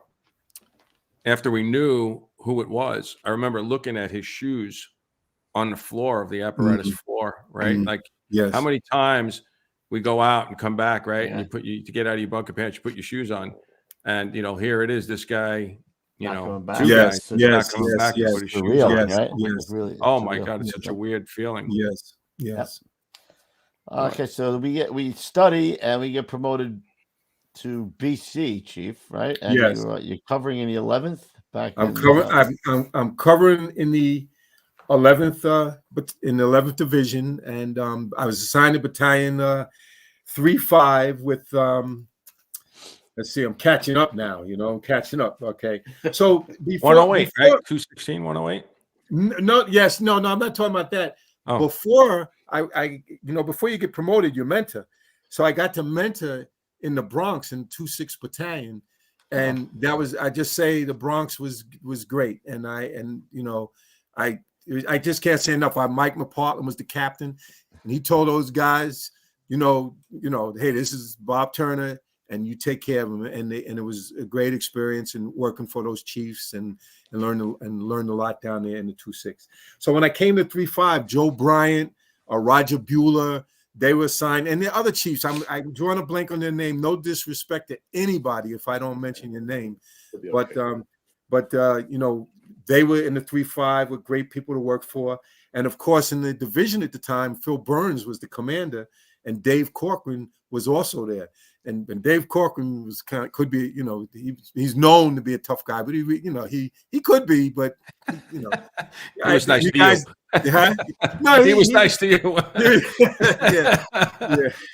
So in the beginning, you rode with the field comm, and sometimes you rode with a chief, and sometimes you doubled up with a chief in one of the battalions. But my first big job that I had down there, remember there was a fire setter in Bushwick? Yeah. Setting fires in Bushwick. So that was my first job as a chief down there. Now you ABC, so it's not like I never ABC'd, but now I'm a chief. And that was my first job with Sammy Giamo. He was the aide at the time. He was a known guy from 104 truck. And we had a good second alarm down there. A couple of cops were missing for a short bit. And it was a good job. It was a good experience, and that was my first job as a chief. And then I end up, while I'm down there, I got assigned UFO. I wanted the 5.7, but it was getting too many chiefs were hovering around. So I said, it's not a guarantee that you're going to get the 5.7. So I heard the 4.6 was opening up, and excuse me for saying I was taught not to say that, but anyway, I heard the 4.6 was opening up. That's my mother talking to me. I knew you were going to say that. That's your mom saying that right there. That's my mother. That's because you got some good oaks. That's why. Yeah, that's why you got a couple of good oaks. Good for you, Barbara. Yes. So I went to put in for the. I saw Dave Corcoran, and I said, I talked to him, and I told him, I'm thinking about, putting in for the 4.6 Battalion, but I don't know how Phil Burns is going to handle it. And now am I going to not get a spot in the 11th division? Yeah. It's sticky. So Dave Corcoran says, you want the 4.6? You go in there and talk to him. You know what I mean? So I went in and I talked to Phil Burns, and he lit up like a Christmas tree because he had been a lieutenant in ladder 138. So he was like, oh, that's a great spot, blah, blah, blah. Yeah, put in, And unbeknownst to me, there was a chief's list about to happen, because a week later, I got a phone call. You're in the 4.6, no order, no nothing. And at that time, Commissioner Von Essen had wanted a change. So he took 20 chiefs, I think, out of Queens, and he put 20 chiefs into Queens. And by the way, the guy I replaced was a great chief, Vinny Mavarro. Great, it was, great guys. Yeah, we know him. But his misfortune was my fortune. And he never lets me forget it. But he did make his way back. He made his way back. That's right. He did come back. He became a battalion commander. But that's how I got. But he was NFOS. You know what that is? He was no friend of the squad. No. And I know. And something? I was a friend of the squad and rescue. I know you are. So much that we arranged a basketball game in which Larry Archer was coming to play. You guys know who Larry Archer is. Yeah. And another smart aleck fireman, John Gayron, said, don't give the chief the center. He's probably going to let them get inside. That's Well, there wasn't any big chiefs over there anyway in the 4.6. There wasn't anybody. Okay, so you had John memorable. You had so you had John Acerno, who's love him. Cool as a cucumber. Love that guy. He ran the office well. I'll just talk about him while I'm talking about him. I remember seeing him on a film in a third alarm in Forest Hills, and he's standing there like he's, having breakfast, drinking a cup of coffee in the morning. And I remember that somebody heard on the radio, hey, we got fire like 3 houses down, It wasn't even roll frames. It's like another private film from Embers or something. Yeah. He turned slightly, and it was like he never got rattled, and he was great. He was great to work with. He was a great mentor, try to be like him. And then, of course, Jay Fischler came with us, and another great guy, right? Never heard of him. Yeah. so Jay, some of the bitch won't come on the show. He should. He has a lot. He's got so many stories too. Oh yeah, they have so many great stories. He said every time we ask him, he says, "Talk to my agent." Talk to my agent. That's what he said. Yeah. So and Jay was a great guy. And then and of course, you know, Jack Kleehouse. Okay, so Jack was my 24 partner. I heard that name. I had never met Jack before, but I heard a lot about him.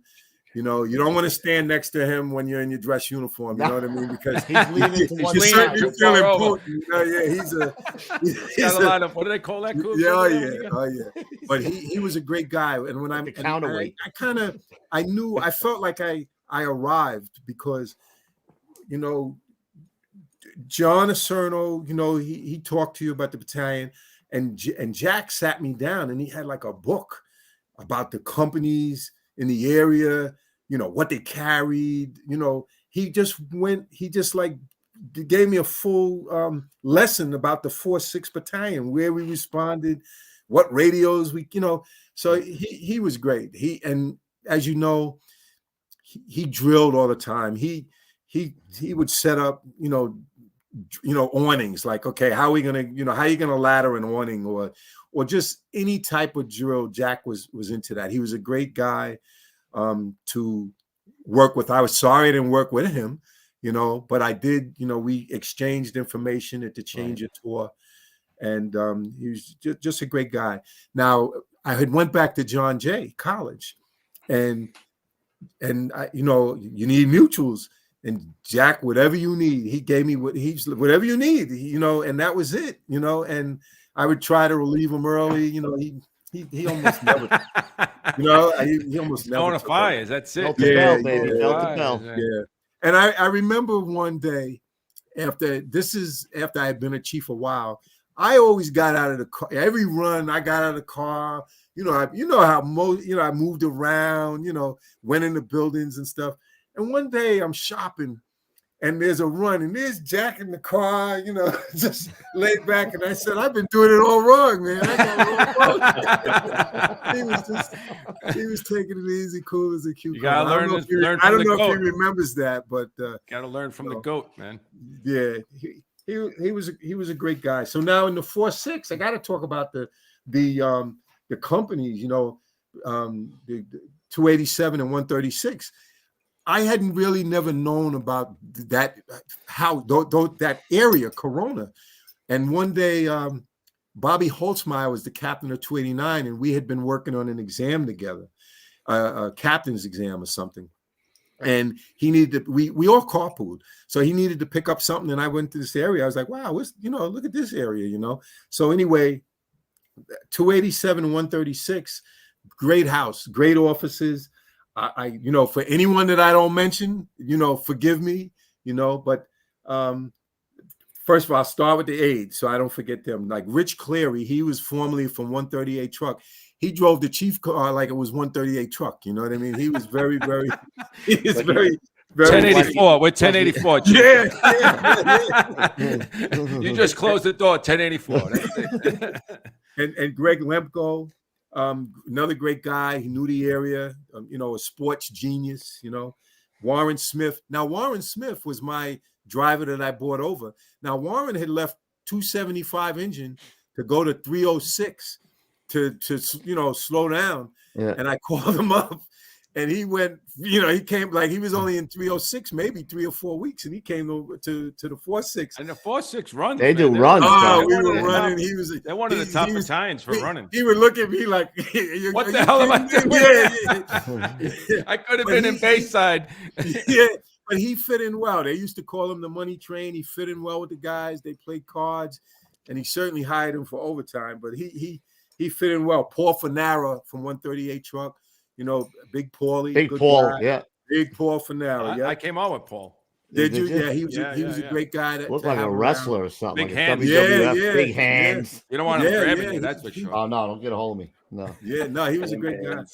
And Steve Carlino and these guys, they would come up and drive. Allo Day, they would come up and drive.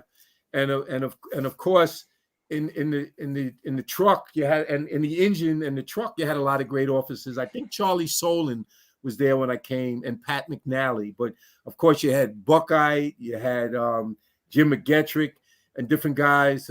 Jack Kleehouse could tell me what Pat's name was. I can't remember his last name. Oh, he'll know. Don't worry. Yeah, he knows Pat everything. was his name. He doesn't really know that much. Yeah. He doesn't remember. Nah. But Captain Sands, a lot of great guys, Bob Burns, and some of the firemen, Keith Lippert, Dave Werder, Riley. Of course, you had Timothy Keenan. We know. I was just gonna say Timmy Keenan. I'm watching the whistle there. You're right. But anyway, great guys, Duray Smith, and great companies. I ran in with great companies, and one guy in particular, Dan Buckite. And I would pull into, like, if you went on a manhole, by the time you get in the box, the car was dragged off the manhole. You know what I mean? And everything was all set up. I had a major gas leak once. I want to say in Flushing, and 154 ended up over there. And when I got on the scene, he's telling me, okay, here's this shut off. Here's the, shut offs that we're not supposed to touch. And I'm like, no, stand down, Danny. He great officers in the truck, from John Buckeye to Keenan to Riley. You guys knew Richie Wiley. Great. Yeah. Yep. Intense Pence. You got Intense Pence over there in the truck? Now Pence was not now Pence. When I first now Bill came Pence came on with Bill Pence. I said I have to make him my friend. You know what I mean? He'll call you out, or he'd call anybody out. He'll call you out. Good fireman. Good fireman. He was an excellent fireman. He was really a good fireman. He was good for the house. So Pat Horn, Captain 136, Chief. Thank you. I told you he would know. He knows everything. So Pat Horn, but a lot of great guys. Charlie Donner. There were some older guys when I first went there that went to the rescue. Paul Archer and just a great house. Who was the boss that went to rescue too, Coobs? I can't think of his name right now. The Bull. They used to call. He was the big Hassel. Yes, George Hassel. Yeah, George Hassel. Now the angry man. George Hassel's father was an aide in the 3-7 when I came to 222. Another legacy, great family. One of my first jobs in Corona in the 4-6 was on 108th Street. Pete Gunther was driving, and you guys remember Pete Gunther at all? He's in the chat. He's in the chat. Yeah. Oh, is he? Yeah. Well, Pete Gunther was driving 138 truck. He can tell you about it. But really? I was amazed. Like, we were driving forever. Like, I wasn't used to that in Brooklyn. Man, yeah, it's like 4 blocks away, and you're at the job. Driving. We're driving all the way curves around Corona Avenue. Like, will we get relocated or something? Where we go? Yeah, that's what I asked Richie. I said, "Is this our first new box, Richie?" He said, it's crazy, right? It's crazy. But anyway, we get in, and the fire had started. Somebody had been smoking in the rear, and dropped a cigarette, and it got 2 buildings going in the rear, and it actually collapsed a part of the building in the rear, and the guys were doing a good job. Trying to put it out. Jim McNally was the truck boss. John Erico, another great guy from Engine 307. I'm trying to give people their props, and I would give everybody their props if I had time. But and then Chief Visconti, he was the deputy, and the roof was going in exposure 4, and he just wanted us out, so we backed out. But it was a good job. It was a very good job. What a nice man, Visconti, right? Like a really nice guy. Very nice man. And then of course, if I don't mention, let me see. I have to mention his name, or he'll be met. Tarantini. I don't mention his name. You know what I was going to say? I know him. I was a Whitestone guy. He lived in Whitestone. I know. But they were a lot of great houses. Danny Buckeye, Madden in 324, Kalari, God rest his soul, Ed McDonough, somebody mentioned him. 307, great offices, 151 truck, 163, 140, a lot of great. So when you ran in as a chief, you really didn't have to worry. And of course, I had Squad 288 coming in. I love that. Ding. I was spoiled. I was very spoiled as a chief. I got to say, Chief, you always gave us a chance to put it out. We'd ask for a couple more minutes. You say, just give a few minutes, and if we couldn't get it, you say, all right, everybody out. I gave you the time. I have a real quick funny story. I'm a little embarrassed about. I have different instances during the job where I'm embarrassed about, but I was ADC, and I don't know if you were working, but we had that 4th alarm on the corner of Broadway in Queens Boulevard. don't know if you remember that old building. It was a very hot day in the summer. Yes, 95 degrees. Yes, I think your brother was working. Yeah. I think your brother relieved me. And by the way, he relieved me and then put me to work. I was there a long time. I was like, hey, I think Sealy had those jobs. I think there was two. You can literally hit it from 136's quarters just about with a rock. Yes. And that was a good job. And the guys made a gallant effort. But if they're not making progress in a taxpayer, I'm pulling you out. I know there was no life hazard. But somebody came up to me during the job and said, "Hey, Chief, it's in the subway." Now, so I looked down at the subway. There's a subway on the corner, and it just didn't dawn on me like there's a Subway restaurant right there. And I'm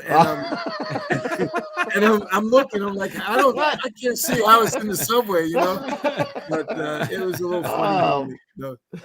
That's right. That's right. Louis Torres had that job. Louis Torres. I just saw Louis. He just retired. There used to be a Radio Shack on the first floor. No, I was just going to say that's where McDowell's was, right across the street. No, that's across the street. McDowell's is down block a little bit. I know, but I'm saying it's right there. It's right there. Yeah. This was a corner building. Yeah. I know. But in the 4-6, I used to always go into buildings because I wanted to know where the trap doors were in the commercial, in the stores along Broadway. This way I had an idea. If we had a cellar fire, I knew, kind of where the guys, what they had to do. In the larger buildings, the H's, if there was, different entrances, I would understand. I like to, this is almost like a tip of the day. I like to pre-plan the buildings, when we're on runs, so that if I came back to the buildings, I knew the buildings already. I had a plan in my head what to do. I don't know if you remember the buildings on Woodhaven Boulevard. It was a group of buildings set back from Woodhaven as like apartment buildings there. And if people were parked on all sides, it would be tough getting the ladders in, And so what we did, Rescue 4 would come over and we drilled with their Go-Jacks. So anybody in the company could use those Go-Jacks and we could push the car out of the way. If we needed to get rigs in there. And I ended up having a job there, and the rigs were able to get in, and so. You talk about an area that has everything, right? Everything. It has everything. It has high rise. It has. It has commercial. It has multiple dwellings, right? They're running with 154. They had private dwellings. They had everything. Everything. And they went to those. We had fires and everything. We have fires, a lot of private dwelling fires. We've had collapses, not fire related, but we've had collapses. Just everything. The division chiefs, Ferran. Oh my gosh. Cucurullo. They were great guys. Malcolm was a friend of mine from One Engine. He was down in One Engine when I was in 20 truck, and we're still, I maintain friendship with everyone, And if I don't see you for 10 years, and I see you 10 years later, we're gonna have the same relationship and the same friendship. That's just how it is, Nice. You're muted, Coobs. Hold on, let me get you. I was gonna say, it's a big buff too, man. Huge buff. Yes. Isn't it? Oh, I get stuff from him all the time. There's a job on Yes. I think that's a firehouse thing though, too, right, Chief? That you might not see somebody for 25 years and then you see them and it's as if no time has gone by. Right? It really is the truth. Yes. And of course, from that house we lost Mike Corley and Chris Pickford. And God rest their souls. I think you have a picture of Mr. Corley. And Mr. Corley used to ride with me when I first got there. He used to come and we'd ride together. Wow. And he's passed, and God rest him. Of course, no, that's not Mr. Corley. I was looking to see if we had some pictures. He has glasses on. He has glasses on. He's probably he became an honorary fire chief, but Yeah, I didn't see we have Louis Torres, Charlie Harris. You have your promotion and the 14th. Oh, so you must not. I sent a lot of pictures, but I guess I couldn't put them all over there. Yeah, they didn't make it. Okay. And you had Flushing over there too, right? Oh yes, my God! We ran into Christ, Flushing. man. Yes, we talk about heavily populated. Yes, very heavily populated. We definitely ran into Flushing. second due. We were second due to the 4-9 battalion. We had that generating plant over there in the 4-9. I had a couple of good, the Con Ed stuff over there. Con Ed stuff over there. We were second due to LaGuardia. And one time I had something happen at LaGuardia, and I learned, and this is why you have to drill, because unless you do something, you don't know what you're going to come against. And this is nothing heavy, but I remember responding, and we have all of these radios, and now I have to talk to the tour commander, and the dispatcher's trying to talk to me. I remember the borough commander, John Osorno, was trying to talk to me, and it was I couldn't, so finally I said, I got to talk to the tour commander, you know what I mean, to find out what's going on. And I have to talk to the dispatcher, and but they had to go through the Port Authority, right, all the time. It was like this whole big rigmarole. Yes, just a pain in the ass. Blow your nose without going through the Port Authority. Yes, crazy. Yeah. Yes. All right, but we had a job in Forest Hills, so we're all sitting in the kitchen, and it's just in the morning. We're sitting there, drinking tea or whatever, and we're watching the news. And the news comes over and it says, "Oh yeah, here's a job going." And we're like, "Yeah, that's a good job, And they say, "Yeah, but there's no companies on the scene." And we look. That's how it is. That's us. Let's go. Turn out. So off we go, and we get 151 and 305 will first do. 319 was on the box. 287, 136. And when we get down there, the fire had been going a while, and there was actually a mayday, and one of the guys fell into the basement, and we didn't hear. I never heard mayday, mayday. I just heard, scuffling. And I said, something's wrong. And I called, and they said, yeah, somebody fell into the cellar, but they got him quickly. Most of the fire had been knocked down, and the fire probably had started in the ceiling of the basement or something. And that was an interesting job. There was it burned for a little bit. It was in the walls, and Chief Malkin was the deputy. And we tried opening up in the attic, but it was a little tough. So he ended up just in that area using the tower ladder. But for the most part, the guys had knocked it down. That little area over there, I'm going to say like Glendale and a little bit of Forest Hills there. Yes. No trucks. Dead no trucks. No trucks. Yes. Yes. It's a long time before you get in a truck. Like south of 324, there really is nothing going that way, really. Yep. Right. All right. So let's go to Safety Battalion. Backup. Are you still in the 4-6 then, or? Yeah, so Vinny Movaro used to say, Bob, you got to learn to say no. You got to learn to say no. So I had sent a picture, but I guess you don't have it, of Ted Jankowski. Ted Jankowski was a chief in safety, and he was a friend of mine. He actually had given me his books to study for deputy, to show you, the type of friend he was. But he says, he always said he hustled us. He always said, "You'd be good at that. You'd be good at that." And we all got drawn in, and now here we are. We're in safety class. But it was very good, because we got to do 2 weeks of the same training that the SOC units did. Of the trench rescue. Right. You wanted to learn. There was to learn what the SOC units could do, so that if you went to a job, right, you would be able to use them, right? Yes. I remember that program. Yes. Hazmat. We has 2 technicians and stuff. So it was very good. So I ended up in the safety battalion, and we got a lot of training. We accident investigation, scene investigation. It was very interesting. That's where I met Danny Prince. I don't know if any of you know Danny Prince. I'm trying to get him on. Danny, home run. So Danny drove me initially, along with some other drivers. I can't remember his name, Billy. So somebody type in Billy. The other aides there, but great aides. Kenahan was was the commander at the time, and Danny Prince. I've never seen anybody get more phone calls. We'd be driving to jobs, driving everywhere, because he got more phone calls. But he was he was involved in a lot of things. Oh, he does the transport, right? He's involved. He does the transport. He does more than that. He's involved in so many things. But what it was a pleasure. That's one of the guys that you should meet on this job if you want to meet. But it was a great experience. So we had training, and we got used. It was we got used when if there was a fatal fire, they would call in chiefs to doing an immediate interview of the firefighters that were on the scene while it was fresh.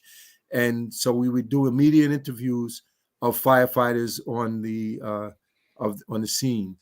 And but anyway, I just lost my train of thought because I was trying to read one of the texts. I'm not going to look at them. Sorry, my bad. Yeah, that's okay. But we did interviews, and then sometimes you might be used in an investigation, and eventually I got used in the Deutsche Bank investigation. I also worked as a safety chief, for about 4 or 5 months when people were out, and that was interesting because you were citywide. You went to second alarms, drownings, and all type of special type of emergencies. But the Deutsche Bank investigation, I actually, sat on with a crew of other chiefs and did the Deutsche Bank investigation, and that was interesting. We lost Bobby Badia and Joe Graffignino.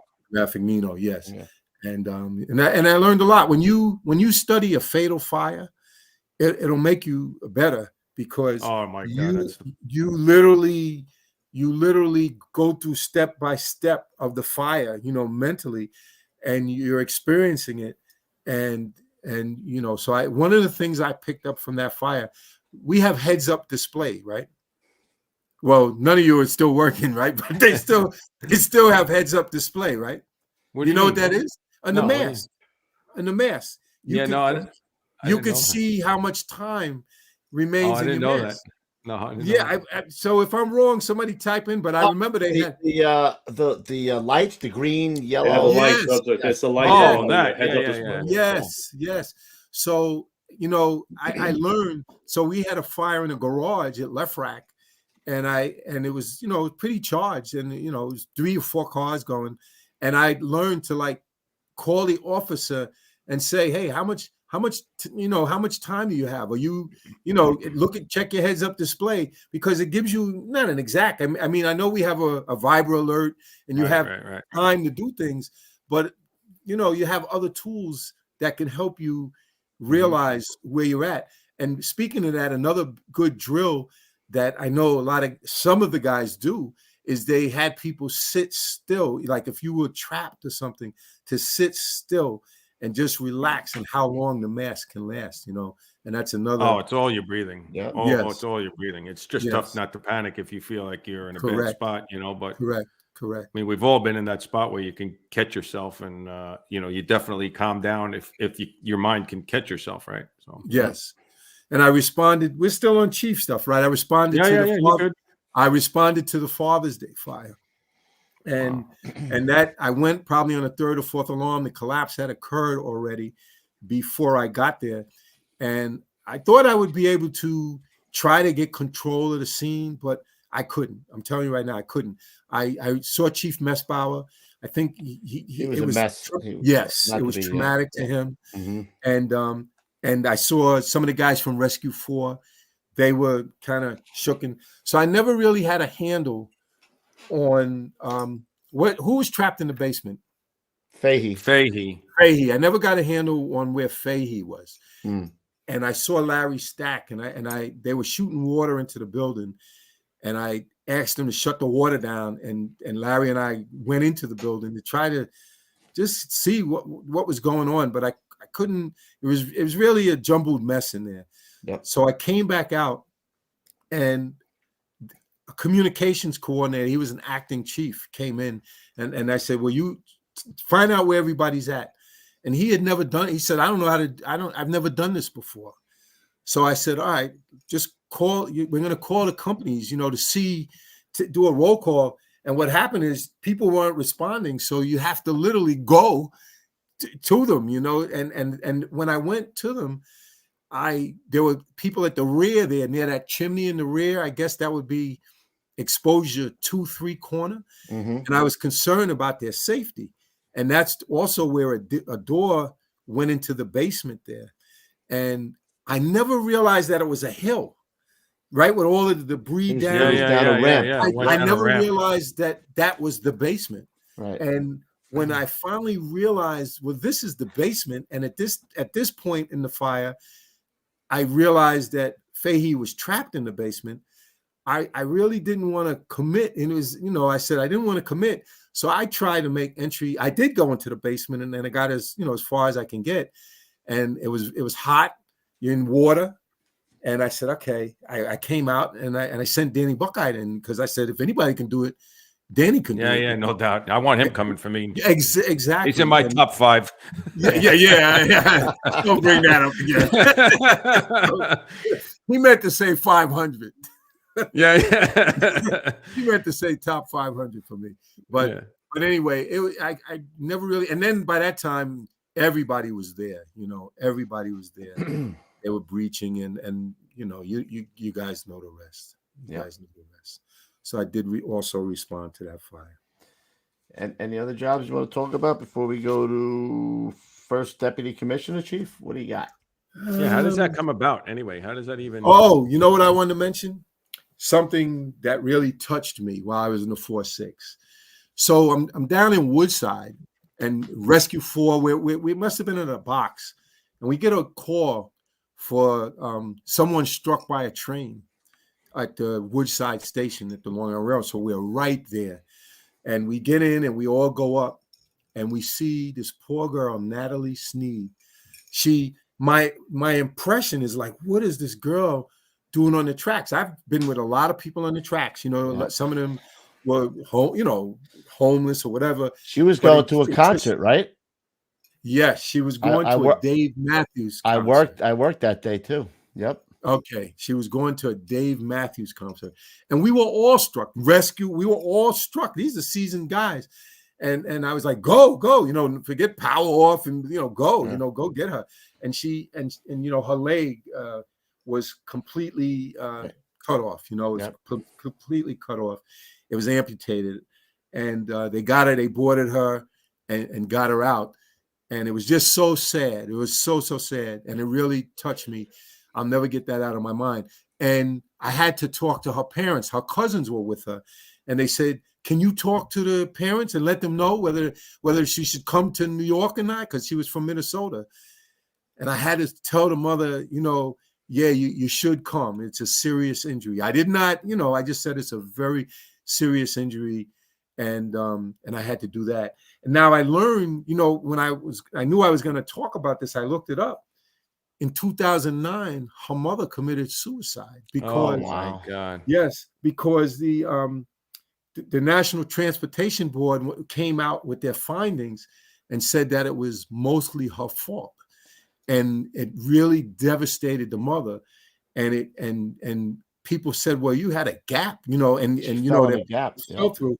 And then I also learned that she wasn't the first person to have been injured in a gap. Like a 67-year-old woman in 2005 became a quadriplegic, a former Rockette. And there had been like, other incidents, 900 incidents since 1995. So I just felt, I just really wanted to touch on that. It was really sad day to see such a young girl lose her life, and it really touched us. She was still alive when we boarded her too. Oh, you were there. You were there. You remember then? Remember that? I remember that, Chief. And I remember, some people don't say that blood smells, but there was so much blood that you could smell the iron in her blood. Yes. That's how much blood was and there. She was screaming. Yes. Yep. And she was screaming. Yeah, it was a shame. Yeah. She was going to a concert on Randall's Island, I believe. Yes. I didn't realize the squad was there. I thought rescue was there. Yeah, we were there too. Yes. So I say it all the time. I've been through a lot. I lost my dad when I was young. I saw my mother pass away in front of me buildings fell on my friends. And I've kind of got through it. But if anything happened to my kids, man, I don't know. I don't know if I could, like this woman, like you say that to me, that's what I feel that. I don't know if I could if I could go on. Like, what else do you got? Like, you know what I mean? Like, that's it, man. Yes. I don't know. God forbid, knock on wood, but that's everybody has those jobs that stick out to them, that's yes, no doubt. All right, Chief. So first deputy. Let's talk about him. So that was after Flips, and Flips was interesting, but we'll go to first deputy. A minute. Did I miss that? Oh, first line supervisor training. Yes, program 2010 to 14. Go ahead. Yeah. So do you want me to talk about that? Yeah. We got a couple of minutes. Go ahead, do it. Okay. So once again, I didn't say no. Vinny Mavaro said, you got to learn to say no. and I get asked to, come to training. It was either the Proby school or Flips. And Jack Mooney, who was from my class, from the first class also, he invited me to come, and I spoke to him that day. And while I was there, I was contemplating, going to Proby school, and I ran into Chief Crothers. I don't know if you guys remember who Chief Crothers was, right? Yeah. He was also a first deputy fire Francis. He said he thought that I would have more impact as a black chief on officers, like if I can, if I can reach officers who were running firehouses or whatever. That was his thought. I'm just telling you what he said. I'm not. I can understand it. I'm just telling you what he said. So I went to Flips, and once again, Bob Burns, who I replaced in ladder 24, was the chief of Flips. And Bob Burns, he was a very bright man. He was into leadership. I don't know if you knew Bob Burns. Did you go to school, Lou, when he was there? You know what? I don't know if he was. I got promoted in 2002. So okay. So then he wasn't. I don't know that. But anyway, I went to Flips, and I meant it again under Bob Burns, and he taught me, leadership. Let's face it. I couldn't be a Bob Burns, and I knew I couldn't be a Bob Burns. But I did have experienced guys there. Also was Joe Brosey. I know you never heard of him, and Joe Principio. You don't know those guys? I know that. I know. Well, Joe Brosey was the captain of ladder 55, and Joe Principio is like one of the longest serving captains of ladder 58. And also another guy, Mike Dugan, he had 2 pro rescues from 4. Yes. So they were there also doing the leadership. So they kind of carried it on, and I eventually learned leadership. At Flips, I had Mike King from 289, who was my XO, and he kind of organized everything. He put everything together. So once again, I had good people around me. Everywhere I worked, it wasn't me. It was the people around me. And also there was Nancy. I have to mention Nancy Macaluso. She was the secretary there. She handled the upstate offices. As you know, we also trained upstate offices. Yeah, state. So she would arrange for their visits. And then we had instructors, Seamus O'Callahan, Ted DePasquale, Jim Carney from ladder 28. Teddy DePasquale. I got promoted. Teddy DePasquale, Pat Delina, Ray Grace, and Tom Guerriere, all great officers. They kept it real. You understand? They didn't sugarcoat. They just kept it real. They were officers from the field. They were from great outfits, and they kept it real. Without their dedication, the school doesn't function, and it functioned. And then I have to mention, of course, Tom Galvin. Tom Galvin basically was my boss, and he supported me. He supported, everything I did. If you needed screens or whatever you needed, we got it. And so he was a big supporter of Flips. Tactical training. The guys, they had a lot of instruction there. I won't bore everybody with all the type of classes that we did, but I really enjoyed Flips because I got to meet hundreds of officers there. I was there from 2010 to 2014. And, some of them needed mentoring and a lot didn't. But it was just great to meet guys, mentor people, and it was a good experience. Listen, every time you think you go offline, guys say it on the show all the time. You go offline, right? You're like, I don't know, and it turns out to be something that you didn't expect it to be, right? Because for all the reasons you just said, right. So it's a good experience for them and for you, probably. Yeah, it was. It was. There's been a lot of feedback, Chief. When we said that you were coming on the show, we had a ton of feedback on the social media from guys, not only just from the FDNY, of course, but from state guys who went through the class and still remember you. So obviously you made an impact on those guys too. So and they made an impact on me. We learn from each other. They didn't have the staffing that we had, so they did things different. So we learned from each other. We really did. We really did. So I'm in Flips, and I get a phone call saying, asking me questions. Uh-oh, another yes is coming, Coobs. So you gotta learn to say no. This might be the time to say yes. I don't know. Maybe this is the time. They say so. I said, "Well, who is this?" He says, "Don't worry, I know who you are." So they're asking me questions, and they're talking about first deputy fire commissioner. I said, you have the wrong number. Not me, not me.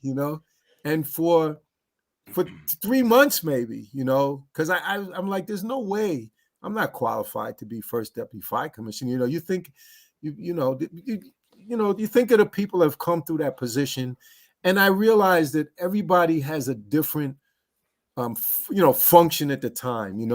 Some people are lawyers, and some people need it. So Dan Nigro, he obviously he wanted me. He had been away from the job for a while.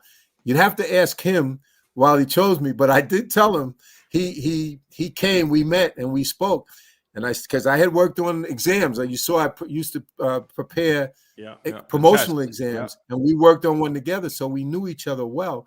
And I said, my strengths and my weaknesses. It's like what you're getting. It's gonna, And he says, I do.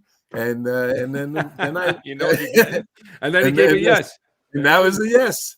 And you had him on the show, but he was very polished man, very, very polished, well-spoken. I thought he made some, like when Ebola came, I thought he made a great decision to keep the firefighters and EMTs safe and the city safe. Like we never had I don't think we had a transfer of a patient to any of our people. We were very successful at that because he treated it like a hazmat. Not that the person, I'm not saying it coldly that the person is a hazmat, but he had the right people. Yeah. He had the right people, doing the transporting and whatnot. So I respected Dan a lot, and it was an honor for me to work with such a man. I really appreciated that. And did you have any disagreements with him at all? I've seen him get mad at plenty of people. He must have went in the office and held his breath or something, because he never really yelled at me. But I mean, I'm sure that he never came at me like that, never. And like I said, I knew him from when I was younger, and when I was probably a young lieutenant, I was working with he and other older officers. So, but I did the best I could for him. One of the traits that I have is I'm loyal and I work hard, and that's what I tried to do. Well, we got that from the show, right? He's a hard worker. I was a hard worker, and I was number one at one point. Right? Oh, I ran out. I'm done. Wait, I got a little bit left. So. Yeah, that was it. Really. And at headquarters, one of the things I learned, because I always thought, like, and it's true, the firefighter on the fire ground is important, right? It can't happen without us on the ground. But the support, the support of our operation is equally important. And I saw that and learned that even from HR. They have to keep moving people through the system. They have a schedule. They have to keep moving people for support services for the apparatus. And there's people. I think it was Mark Arenberg, John Benanti. They have to keep things on schedule. Otherwise, you won't have fire trucks, EM ambulances, and facilities. And it's just a process that the support is equally important, and I learned that a lot. I learned we got that from Chief Galvin just too. Going to say that Galvin, Richardson, all of them. Right. How again, and we say this on the show, in the firehouse, right? Firemen hate the way things are, but they don't want anything to change, right? Yes.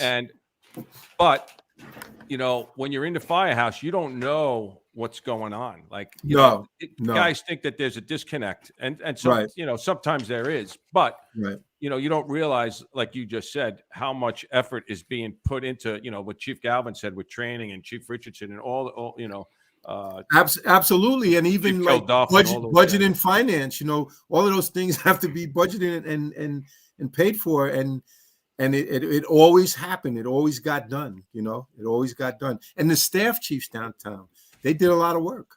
Yeah. Oh my God, they're not hanging out down there. They're getting things done and moving the job forward, and innovations and training and so on. So it was a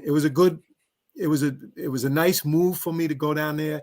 I learned a lot, and it was very interesting. It was very Did you interesting. ever pinch yourself to think like where you got? Like, did you ever really from think triple deuce to first deputy? Well, just from a young kid in Bed-Stuy, like to being, basically the second. That's the second highest rank, right? Yes, so yes. I mean, I attribute my life to God. I really do. I look back. I've been in fires. I remember being in a fire in 175 where the captain and we came into a cellar job and we ran into the basement. And he says, no, we got to get the line. Come on back out. And literally, I felt shocks, like I was getting electric shocks in my arm, and I passed out on the first floor. And then just as quick as I passed out, I opened my eyes and got up and ran out of the building. And I had another fire off duty where I was trying to rescue a lady. She weighed 368 pounds. And I got to her, and she was talking to me. Yeah, she said, help. I said, don't worry, I got you, lady. But I didn't know. I couldn't see her. She weighed 368. She died in the apartment. I fell out of the window and I was unconscious outside on the ground. I think somebody did. I think maybe Jimmy Graham told us that you were in your pajamas, right? Yeah. It was yeah. No, I'm just saying, I believe in God. I believe God took me, through life, and I hope he continues to take and bless me through life. I really do. Well, I can say because I'm not some people are brilliant, and that they're bright, right. But basically I'm an average guy and I'm a hard worker. There we go. I like that. You know what? We've been very blessed to have you on, Chief, and I've been blessed to work with you. I'm so happy. I've been looking forward to this all day. Yeah, right. I appreciate it. You don't know. I know why guys don't want to go on this show, because you want, like in the firehouse, or you want to, present well, you want to do things well. I must have like 30 papers. That's only because you're a chief. All the chiefs do that. Yeah, all over the place. Stuff I didn't mention. But it's I see why. But you got to get people like Jack and we're trying. People. You got to work them. Chief. They have a lot. They have a lot to offer. Especially on the fire ground. It's not for you. It's for the guys coming behind you, and for the guys coming behind them, and for the guys coming behind them. I mean, listen. What did I tell you? Like your whole show, the whole time you talked about everybody else, right? So those are the ones that make a guy like yourself who has a legendary career, who's talking about other people who are important to you, right? Yeah. That's what the fire service is. That's the best part of the fire department, right? Yes, that's really I say that all the time. It is, and you don't know it until you're out, right? Yes. We know you've never taken opera courses. Me. Hey, Chief, one more thing. You asked me to remind you about responding to your dad's house. Yes, thank you very much. So I remember I was working my father died in 1997, and I happened to be working the tour. He had a stroke in 1995, and we got a run. And I'm looking at the ticket, and it says 254 handcuff. I'm yelling out 254 handcuff. I said, "Oh wow, that's my dad's house." And this is an EMS run. The whole house turned out. The truck, the engine, everybody turned out, and we went down there. And my father, he didn't die right on the scene. He kind of got it back together a little bit, and I took emergency leave, and I went to the hospital. I'm glad, with him, my sister and his brother, and we thought we were coming back to see him the next morning because he kind of had it together. And as soon as I got home, I got a call. Your father had a massive heart attack and died. Wow, man. And the reason why I wanted to bring that up is because the funeral, there were so many people that turned out for the funeral, and 214-111. What a touching memory. They pulled both apparatus out on the apron because the church went right by the firehouse, and all of the members were in Class A uniforms standing on the apron. I wish I could have found that picture, but it was just so touching, and that's why I wanted to bring that up and say thank you, to that house for that, and thank you to every house I worked in, even if I worked there for one tour, because it was just always such a pleasure. I don't care where I worked, if it was a tour, we had a good time and you enjoyed people's conversation and, and I like learning new things and different things. So it was interesting. Coobs, you remember what Chief Dunn said? What your time on the job is like? It's a magic carpet ride. That's what he said. Yes. Yeah. It's a magic carpet ride. That's right. Everything that you do. Yeah. And the fact that you look back. I think I hear a T-shirt coming to that, bro. Being on the job is like a magic carpet ride, bro. I like it. We're gonna get the first one, Chief Turner. We still got a little more, right, Coobs? Do we? Hold on. No, it's that time. Oh, it's that time. Really quick, I do have that super chat, so you guys know. Which what do you got? The super chat Quick. question. It's that super chat question that it was way from earlier. I was headed up there for a little while. It's from Chris. Can you read that, okay, Chief?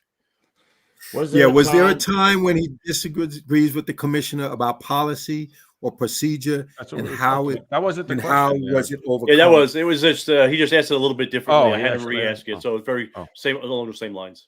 Oh, all right. The bottom line is the commissioner is the commissioner, so he would ask us our opinions, and he made his decisions. One thing that the commissioner did do, I don't know if it was on his mind, but we asked him, could we, change the substance abuse policy, and he allowed us to do that and gave a lot of people a second chance, a little leeway. Little leeway. I remember that. I remember when that happened. Yes. Because there was going to be a few guys that were going to lose it, and even guys coming, and even people coming in the future, have an opportunity. Because one thing I realized is bigger than that guy. He has a family, and And people, you try to give them a shot, and hopefully they take advantage of it. Yeah, that's good stuff. All right, are you ready, Chief? You ready for your moment right here?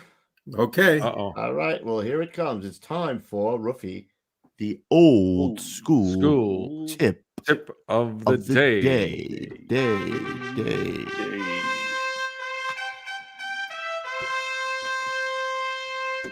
All right, Chief, take it away. Okay. I see me. Oh, you want to see? All on you, baby. Okay. So one of the things for a roof, when you're on the roof, when it's limited or zero visibility on the roof, you have to move cautiously because you have cable raceways, you could have tar buckets up there, and you can trip. Not only trip and fall, but you can fall into a shaft. Also, when you see the building frontage, when you come up and you see the front of the building, and you go on a roof, you might think that it just goes straight to the back of the building, but there's air and light shafts in there. So if you have limited visibility, you really have to just slow down a little bit and use your tool or just be careful moving to the back of the building. And then another is drill hands-on. You're building muscle memory. I remember we were practicing using the emergency alert, and guys might just go to push it with their glove, and we realize, you have a better shot of using the flat of your finger, like to push that button, because otherwise your finger's in the glove and it's not really activating the emergency alert. So it's important to drill hands-on drills. Another example of that, I used to tell the guys how we could pull the keyed openings on stores, commercials, and pop, raise the door like gentleman or gentlewoman. And we did it one day without even talking to the owner, and we realized that that changes sometimes because they put in where it'll short circuit if you take that cover off. And so we learned because we did it hands-on. and basically Harry Davis. I don't know if this is his statement or not, but I always attribute it to Harry Davis. Don't let everyday good luck encourage bad tactics or practices. I apply that to everything in life, not even in that is firehouse. Yeah. But I thought that was a say that again, Chief. Don't let everyday good luck encourage bad tactics or practices. Just because you're getting lucky. Yeah. You could apply it to anything in life. Anything in life. That's really good, man. I like that. Yeah. So that's my old school tip of the day. I tell you, we're knocking it out of the park, Coobs. Heck yeah. You're muted again. We're about to take a couple of day break. I don't know, man. I don't know. These guys we got on the show here, I don't know. We can only go down from here. I don't know what's going on. Chief, you're a true gentleman. I knew it from the time I work with you. Thank you for coming on. You too. You guys too. I want to thank everybody that I, passed through this job with. From Mike Marshall, Paul Washington taught me to ride a motorcycle, and we rode out west together. To everybody on this job. I mean, truly everybody. How about my guy, Del Coward? Del Coward's excellent. We lived down the block from each other at one point, so he's excellent. And like I say, because I don't mention a name, it just it doesn't mean it doesn't mean anything. Yeah. Well, when you get him on the show, Ruffy, he's your boy. I'm gonna try. I'm working. I mean, I don't know. He's a tough guy. I talked to the chief already. I would bet it. I would bet against him. Anybody want to bet? I'm not a bet man. If I was putting my chips, I'm not putting it on. What about Chief? What about Chief Jack? Where would you say Chief Jack is? Are we close? I think you're gonna get him. I think you're gonna get him. And remember my words. I think you're gonna get Jack Kleehouse on the show. All right. I really do. All right. Because he has so much to offer. He has so much to offer. He loves the fire service. He knows that it's about who he's influencing. It's like bigger than him. Listen, I came on. I didn't want to come on, but you guys always treated me well, and I said I have to. I have to do it. We appreciate that, Chief. Yes, Thanks so much. Do. Thank you so much. Yes. All right, Ruffy, you got a shout out. You said, right, Buff? Yes. Actually, let me look it up here. Unfortunate again. Who sent me this? This is. Don't be a Debbie Downer, Lieutenant Lee. What did he say? I'm betting against it. All right. So I got a text. This was yesterday. Hi, Louise. With the heavy heart, I pass on the bad news that Brian Burke, brother of Tommy Norton Burke, who was on the show, Tommy Burke, of 252, 111, has passed away yesterday morning, February 18th, from brain cancer. This was the same as Chief Garrity, Paul McManaman from 252. And let me see here. Brian was a great guy who was a civilian who stepped up to assist Squad 252 in the rescue and recovery efforts at the World Trade Center site. We'll never forget his hard work and willingness to assist us in such a bad situation. If you can find it appropriate to give him and Tommy a shout out on your next show. That was from Johnny Flip from 252. All right. So, Norton, prayers for you and your brother. We're thinking about you. Family. Rest in peace. And the family. Yeah, condolences to you and your family, and I'm sure I'll see him at one of the services. Yeah. God bless. God bless. All right, Gonzo, do your thing, kid. Take us out. All right, ladies and gentlemen, excuse me. Thanks for tuning in tonight. But if you guys are going to check us out tomorrow or later on tonight, you know where you can find us on all the audio platforms. We have the iTunes, Spotify, and iHeartRadio. You guys can get us there. And if you don't know how to get us here tonight, it's on youtube.com/Gettin Salty Experience. Thank you guys for those of the super chat tonight. We appreciate it. We're doing very well. I think we're 12 away from 200 likes tonight. That's, I think, a record.